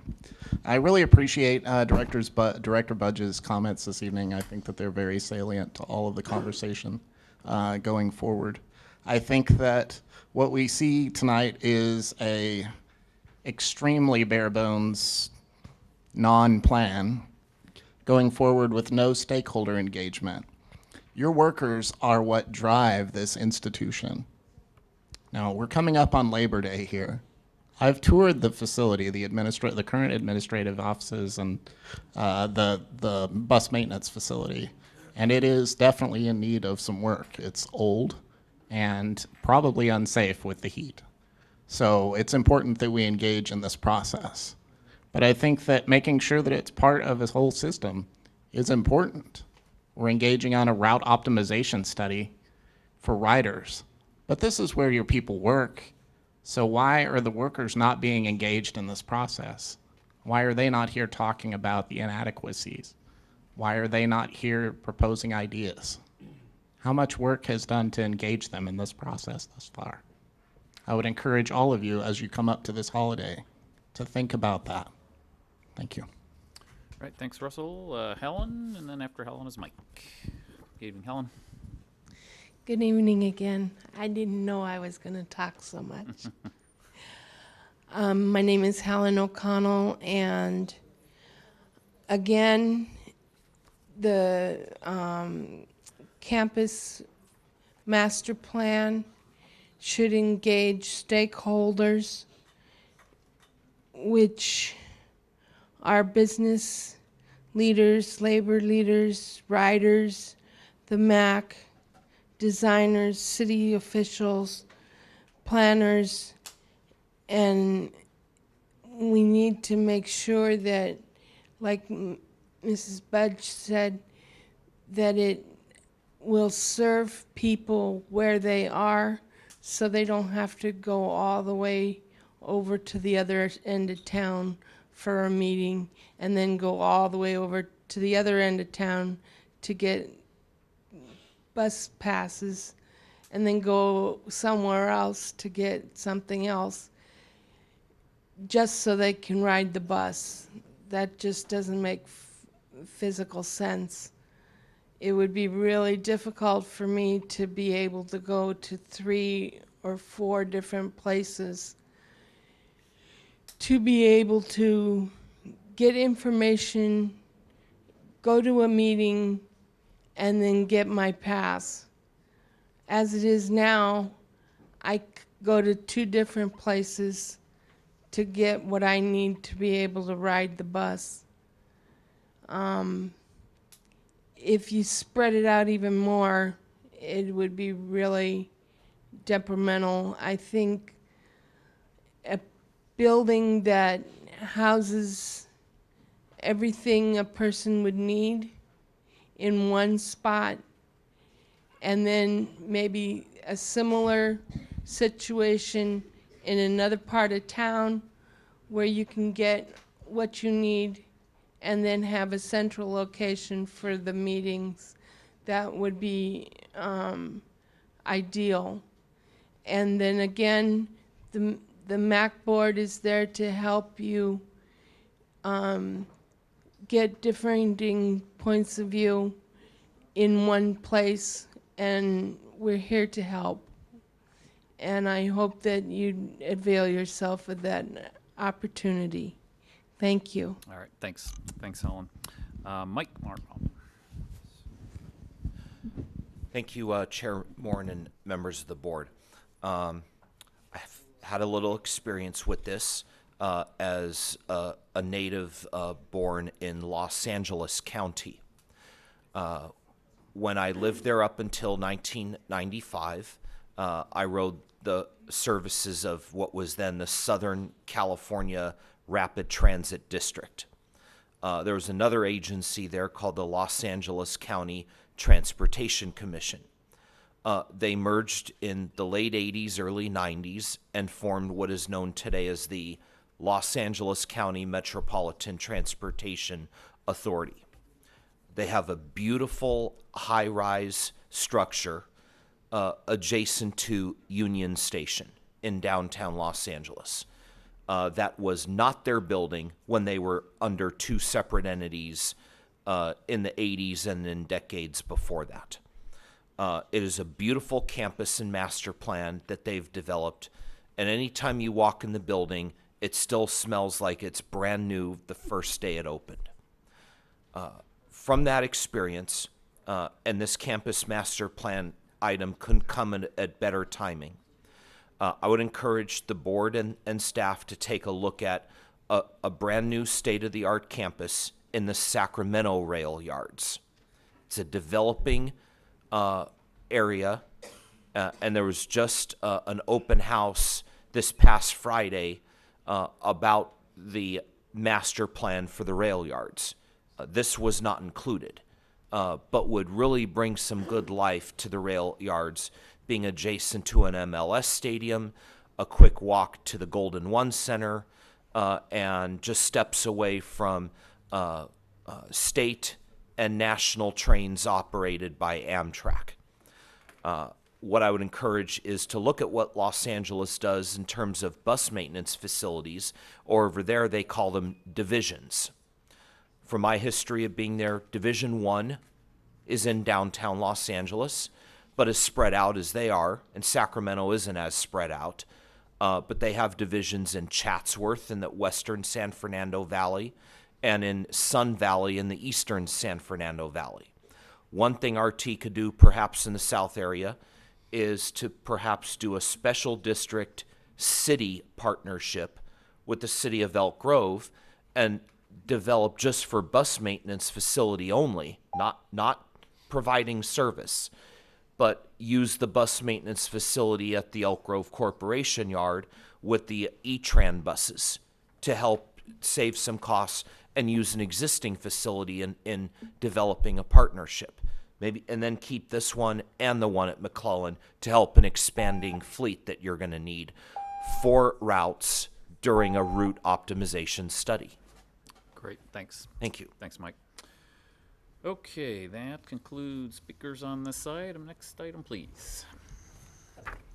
Item number 11, motion directing staff to pursue board-approved language for legislative changes in the 2017-18 California State Legislative Session, presented by Tim Spangler. All right, good evening, Tim. Good evening, everyone. Just real quickly to add to the issue paper, and then I'll turn it over to questions that you might have, because Mark Watts is here, and I'll introduce him in a minute. But the changes that are being proposed really fall into two different categories. Attachment 1 reflects a collection of proposed changes to the Enabling Act that have been noted over time and collected for a time when we were going to propose a bill.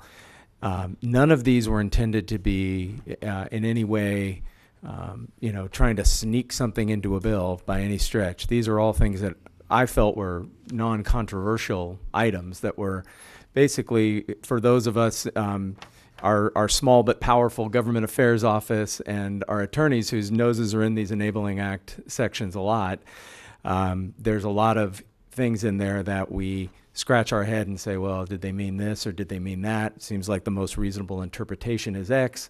So we try to clarify that. There's a lot of superfluous language. There's a lot of language that envisions a Sacramento Regional Transit District that does not look like it does today in terms of who the participating entities are. So those were the ideas behind Attachment 1.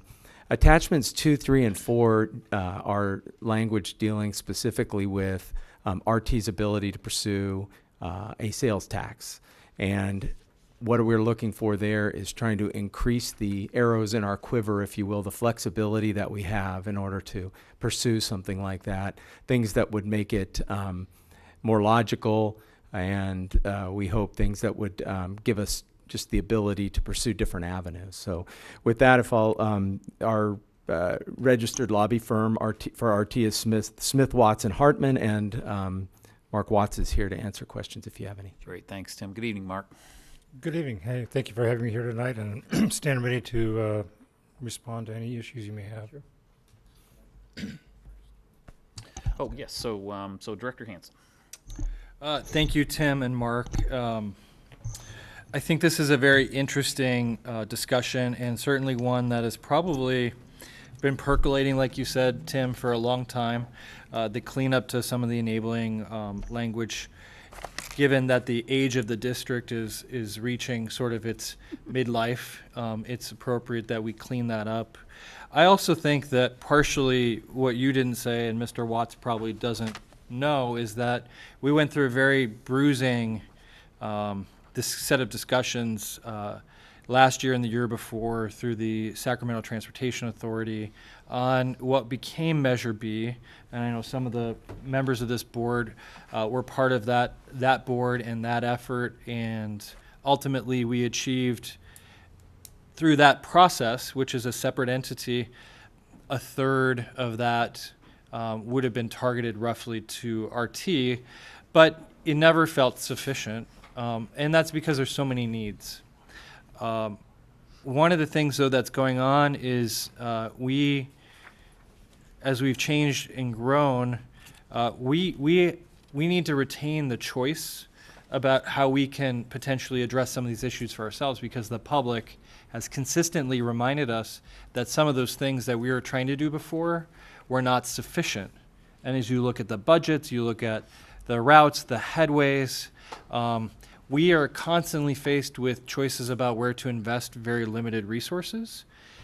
And this gives us a chance, if the board adopts this and ultimately it's successful in the legislature, a very narrow but important chance to achieve some self-help for regional transit, to support those transit goals that we've long advocated for, that the community has repeatedly come here asking us for, and to do it in a way that I think is responsible. I don't think that anything that's contained in this makes a decision, but it gives us paths. And those paths include the one that Supervisor Kennedy is working on at STA, or Director Kennedy, excuse me, in your role here. Chair of STA is working on.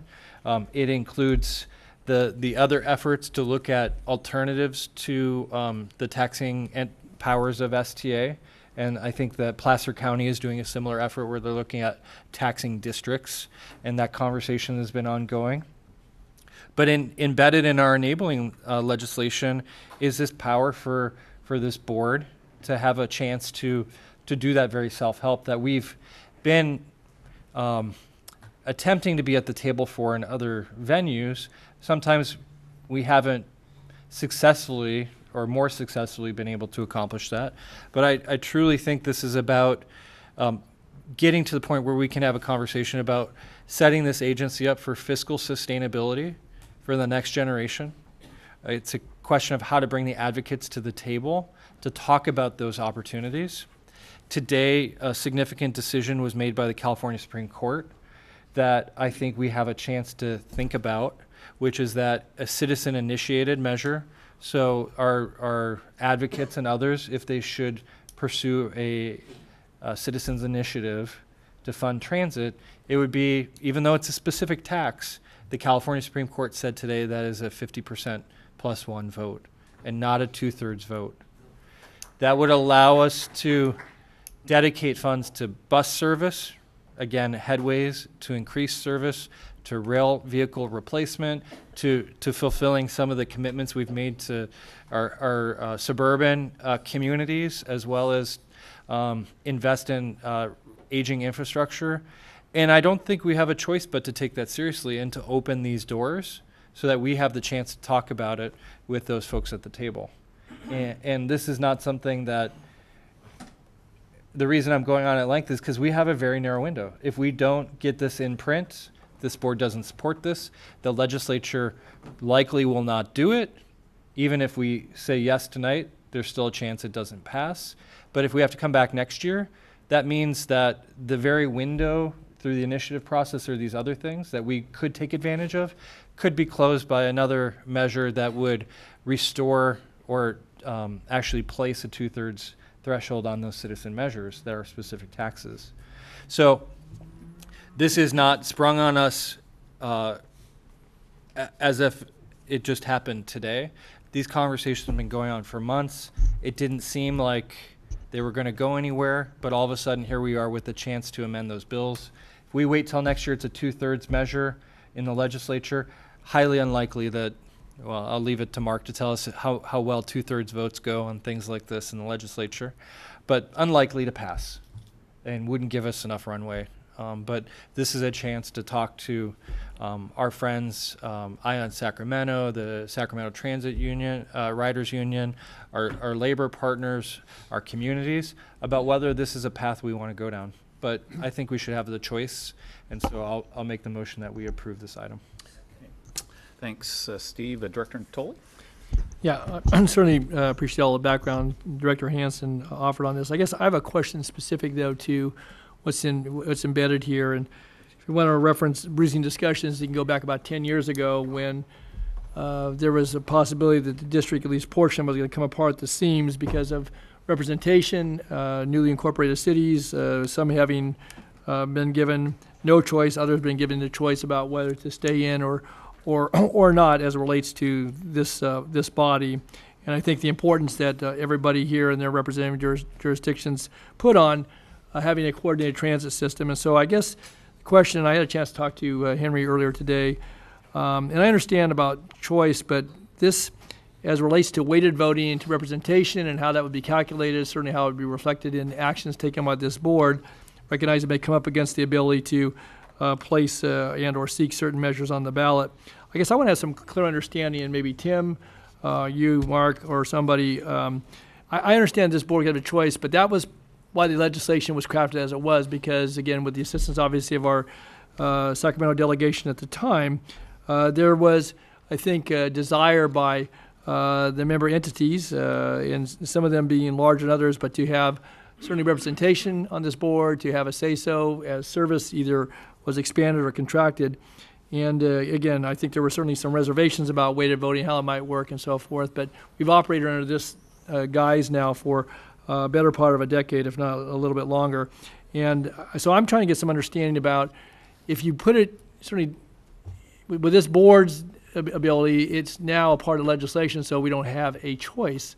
I get that, but that was part of the deal that was struck some 10 years ago, and I think some of the member entities came in or stayed as a part of this body because they felt that there was going to be clearly, whether you were big or small as it relates to the population and the other criteria here under that formula, that there was a fairness in the approach.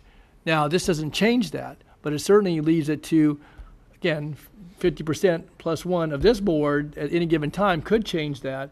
And under the weighted system, obviously some jurisdictions have more, have a bigger portion of the vote under that. So I guess I want to understand again this piece that, as I said to Henry, I knew there was some of this other stuff was in the legislation, but this seemed to be very new to me today when I saw it, or at least when I saw my packet over the weekend. And so I guess I need to understand why this is so critical. And I think it introduces it into the conversation. Again, the member entities can speak for themselves. Maybe everybody's comfortable with it. But I wanted to provide a point of reference because it was important, particularly to the newly incorporated cities as well as some of the smaller jurisdictions in the sense of their representation and how that was outlined on this body. And so, and it's worked pretty well over the past 10 years. It may be disadvantageous in respect of some initiative or some approach that you could do if you weren't a weighted voting entity. But I want to have some understanding. So Mark, Tim, Henry.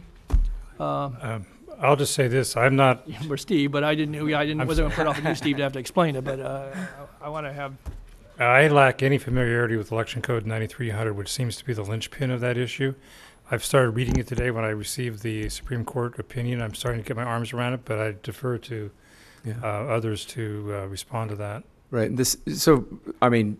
Obviously, Director Natoli, you have the historical background on weighted voting, and when it was adopted in 2007.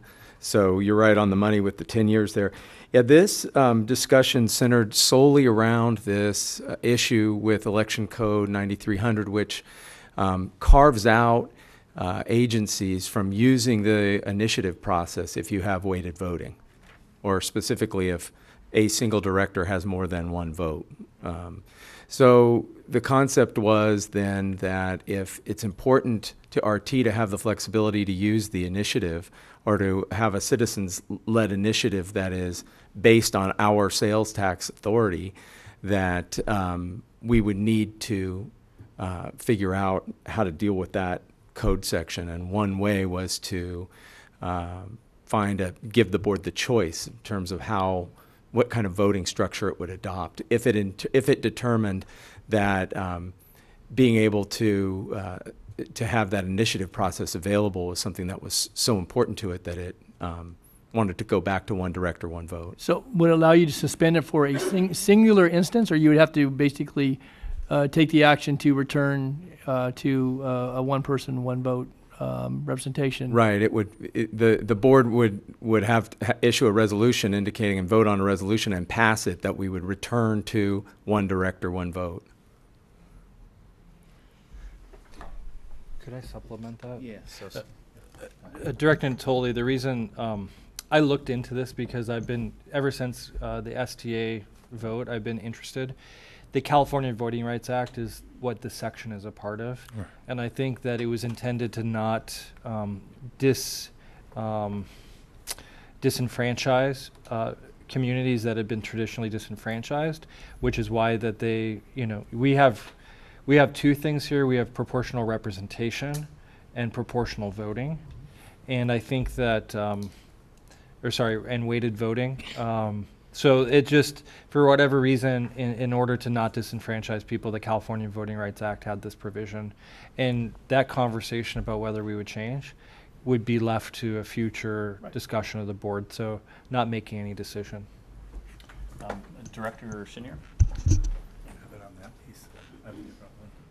Yeah, just quickly, I'm going to jump the queue here because to follow up on both of these issues.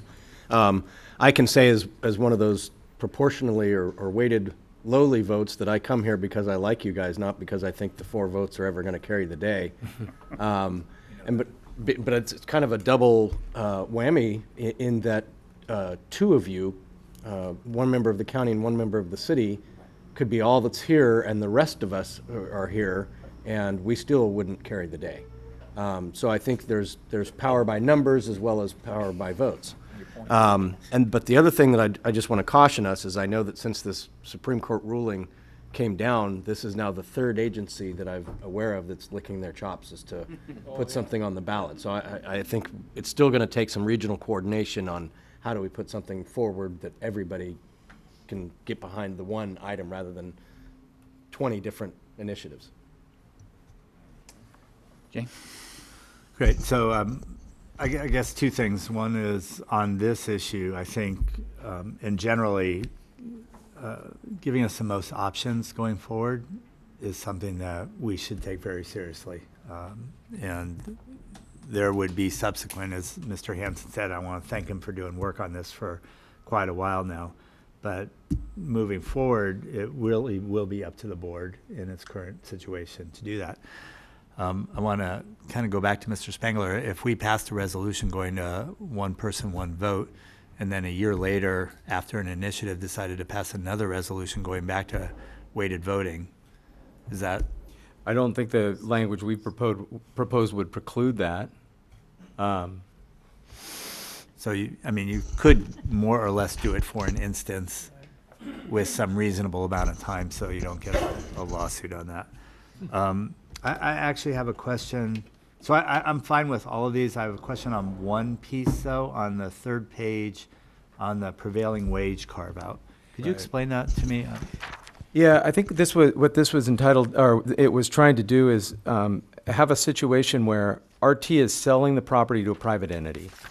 We're not involved in, it's not an RT project. We're not providing any money to the project. We're just selling the property, making sure that it's clear that the development then on that property is not a public work for purposes of this section that talks about prevailing wage and so forth. And that it seemed like just sort of a fairness issue that if it's not a public project and all we're doing is selling the property to somebody else, that those rules about public works wouldn't apply. And that's a case where RT would not be utilizing the property once it's sold. Right. So it's not a lease back, it's not a sale that we're using. So I understand that lawyers have to make their livings, but why can't we just say what you just said and be clear about it? Yeah, I mean, a lot easier. I think a lot of these things are subject to modification. I guess one recommendation would be that if there's anything in this list of bullet points that anybody is uncomfortable with, or feels like needs more exposition or whatever, then we could move forward without it. None of these things are that are in attachment 1 are things that we're going to, perish tomorrow if they're not passed. I mean, RT providing charter bus service, that's totally preempted by the feds, so that language is not even, doesn't even need to be in there. Some of these things are the way that a reasonable person, I think, would interpret this language anyway. We're just making sure.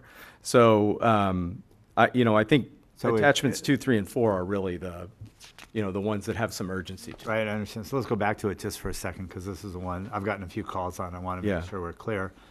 If we sold a property today and somebody else has ownership, they can do whatever they want with it. There's no prevailing wage requirement on that, is there? That's my understanding. So what's the need for doing this? I think it's just for clarification to make sure that that's clear, because it impacts the buyer. If the buyer believes that this is going to be considered a public work because we own it and then we're selling it to them, and the costs associated with that may affect their willing interest in the property. And under this, if we did a joint venture, it would still require prevailing wage. Work, yeah. Or if we did a lease back, how would that would? Right. Yep. So I'm okay if you think it's important to leave this, because I know we are disposing of properties and I want to make sure that this doesn't hinder that. But what I would, yes, sir. Because we're so close to the end of session, even as you charted out what would be an acceptable approach, we can't afford any slip-ups and have somebody come out of the works, out of the woods and challenge us. It'll slow us down and we'll lose our dates. I would encourage you to actually delete that one. Why don't we just delete it, and I would offer that as a friendly amendment so we don't have any challenges with that. Second, okay with that amendment? Linda, did you second Steve's motion on this a while I might have. Did? I might have, yes. Okay. All right. Yes, Is happy that- to, okay, happy is that- to, but I have. Yes, so are you done, Jay? I'm fine if is Linda accepting that? Yeah. Yeah, great. Okay. All right, thank you. Very good. So Director Butch. Yeah, so, number one, I appreciate the conversation about all parts being severable. And then I truly appreciate the conversation about the weighted voting, because as Don points out, my colleague who was on this board at the time and was actually chair during that period was extremely keen that the newly incorporated cities get adequate representation so that the kinds of things that have been described so that potential would be minimized. So that really is an important concept. I think what Jay is proposing is creative, but it sounds kind of fishy. Voting and then re-voting a year later. Don brought that up, so I'm going to blame him. Did he? I was just asking. I didn't suggest it. I wasn't suggesting that we would do it. I was just asking if it was legally possible, because again, we want to keep our Full Employment for Lawyers Act going. Oh, for sure. So, but the real question I have, could somebody please explain the question of who would carry this or who is carrying it, and local support from our local legislators? There was an implication in the emails today that there was no local support. I'm not aware there's no support. Mr. McCarty has been, throughout the year, I've been in touch with him on behalf of Placer County on the one hand, on behalf of Sacramento RT on the other hand. And in fact, beyond Mr. McCarty, I've been in touch with Todd Gloria from San Diego, who is trying to do something along the lines of one of the elements of this. So there's a great deal of interest, and Mr. McCarty is very, very strongly, I don't want to say committed, but he feels committed to trying to do something to give RT a chance to have choices. Well, Mark, I think maybe what she was referring to is, and this is a concern of SAC True, that Quirk Silva appears at the top of. That's just legislative that? convenience. John Scribner, her chief of staff, when he worked for Lou Correa and several other folks, always gave me the opportunity to get something into council fast once I've got direction from a client, so we can get it into council, come back, unback, nobody's committed to it, and then go talk to your delegation about, are you interested in with a final product? So that has nothing to do, it's a common practice in the Capitol. So has the decision been made to use a shell and do the gut and amend kind of thing? Well, and doesn't that sort of raise red flags? If you walk in with something that has the same number as something else and it's completely different at this point, I mean, certainly from the lay perspective, it looks unusual. Right. In this case, we're not doing something notorious or nefarious, as has been exampled in the Bee and other outlets that has gone on over the last couple of years. In this case, it's a convenience for resolving a municipal issue. That's all it really is. And I hate to admit it, I've done several of these in the last couple of years for public agency clients, and they go over very well. The governor signed two of them 2 years ago, so it's not uncommon, and it gets very well vetted when it's a public agency that's asking for the amendment or the gut and amend. Okay, any other director comments before I get to speaker requests on this item? Just Okay, go one ahead. just one thing, Mr. Chair. I think, Mark, is it fair to call this a cleanup bill? Certainly, number one is a cleanup bill, and two of the other elements are elements of contained within it, dealing with the jurisdiction, the sales tax. So yeah, it's a cleanup bill for the regional transit's enabling statutes. And are those generally controversial? They're not. Yeah. That's why I'm grateful to take out the one that has the specter of controversiality at this point, because that, in the beginning of session, we would ride that as far as we can, but now we can't afford anybody to put the brakes on. Okay, thank you. Okay, thanks, Steve. So with that, let's see, Helen O'Connell. I don't see Helen. Is Helen out there in the hallway? Okay, so she probably had to leave, so if she returns, we'll get her up there. Jacob Taylor. Jacob? And after Jacob is... Cool. Yep, I got you. Got you here, Rick. Cool. Hi, I'm Jacob Taylor. Thank you for allowing me to speak. I have a tiny little phone. Sorry, I'm going to read off of it. I would like to ask that the board postpone attempting the implementation of these changes. If you guys remember last fall, we passed the California, what is it? I have the exact name here. The California Legislature Transparency Act this past fall. It was a citizen initiative. It amended our state constitution. It was, everyone remembers it. It requires 72 hours for bills posted online and things like that. But within the text of that, the concept was to get rid of smell like this, where you're voting something in with about 3 weeks, if I'm not mistaken, until the end of the legislative session.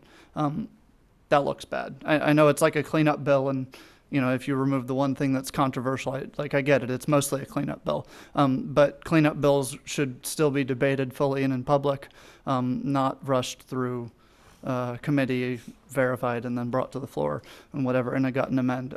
The whole point of Californians and Sacramentans especially voting on that actually was to basically rebuke our legislators for doing gut and amends. So I just want to put that out there and urge you guys actually to vote against continuing this. By all means, reintroduce it next legislative session. I'm not a lawyer. I don't know what all of the details of this bill are. Most of it seems to be cleanups from what I can tell. That's great. But please do it in the fair and clear and open way. Thank you. Great. Thanks, Jacob. We do have a request to speak from Michelle Parasett, but I believe I was informed she left. Okay, so very good. Just wanted that on the record that there was a request to speak from her. Russell Rawlings. Russell, and then following Russell is Rick Hodgkins. Good evening, Russell. Good evening, board. It's disturbing that we've reached the end of the evening and this most important issue is before us. It is challenging and disturbing that we are building something that is supposed to empower individuals, as Director Hansen indicated, on something that is very quasi-democratic and disturbing. The timeline on this is extremely tight. We've got no representative from McCarty's office here to speak to us about this. We've got a lack of engagement here. This is not okay. It's not good. This is not how this should be built, especially if we're told that we are supposed to then carry the torch forward and propose this to the entire region as developing a funding mechanism on top of it. So I think you've heard the solution. The solution is to wait. The solution is to better engage the public. It's very simple. This is all very simple. everything major should come to the public.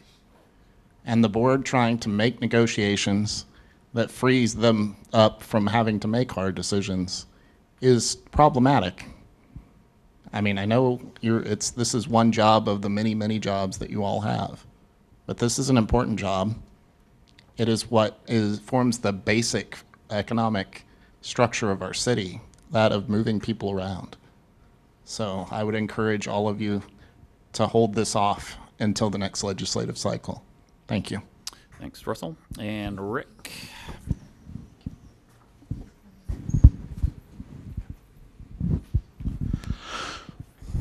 Yeah, I thought that there would be, I thought that I was going to get bill numbers from numerous different pieces of multiple or perhaps numerous different pieces of legislation, and then I can tell you if I oppose or support, but it sounds like it's a bill within the works. We don't know if we have a bill number yet.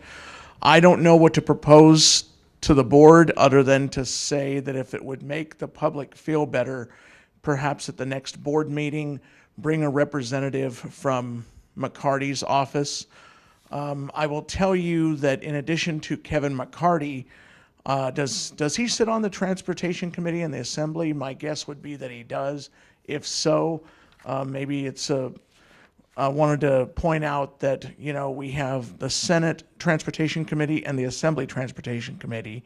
The Senate Transportation Committee is chaired by Senator Jim Bell, Democrat of San Jose, and that the Assembly Transportation Committee is chaired by none other than Assembly Member Jim Frazier of Oakley, and Democrat from Oakley.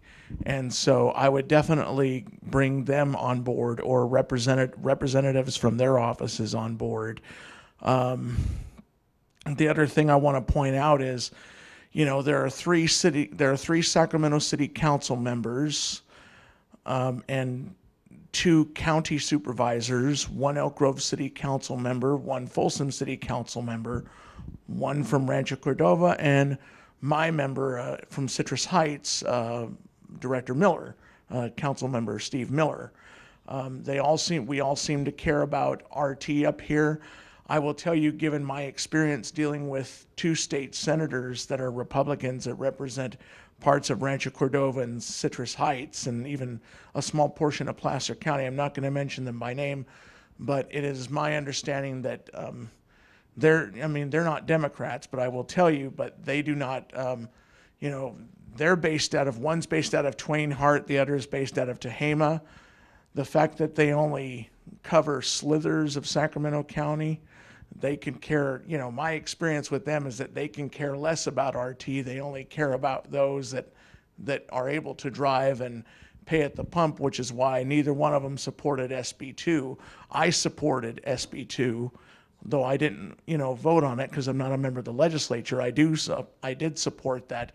Mike Barnbaum and I support various different bills related to transportation lots of times. And finally, now that I have 15 seconds left, what was mentioned with the Public Employee Pension Reform Act that passed about 4 years ago is the feds will withhold funding from transit agencies that because there's 13C of the Fair Labor Standards Act that PEPRA violates. So we need to be careful of that as well. So thank you.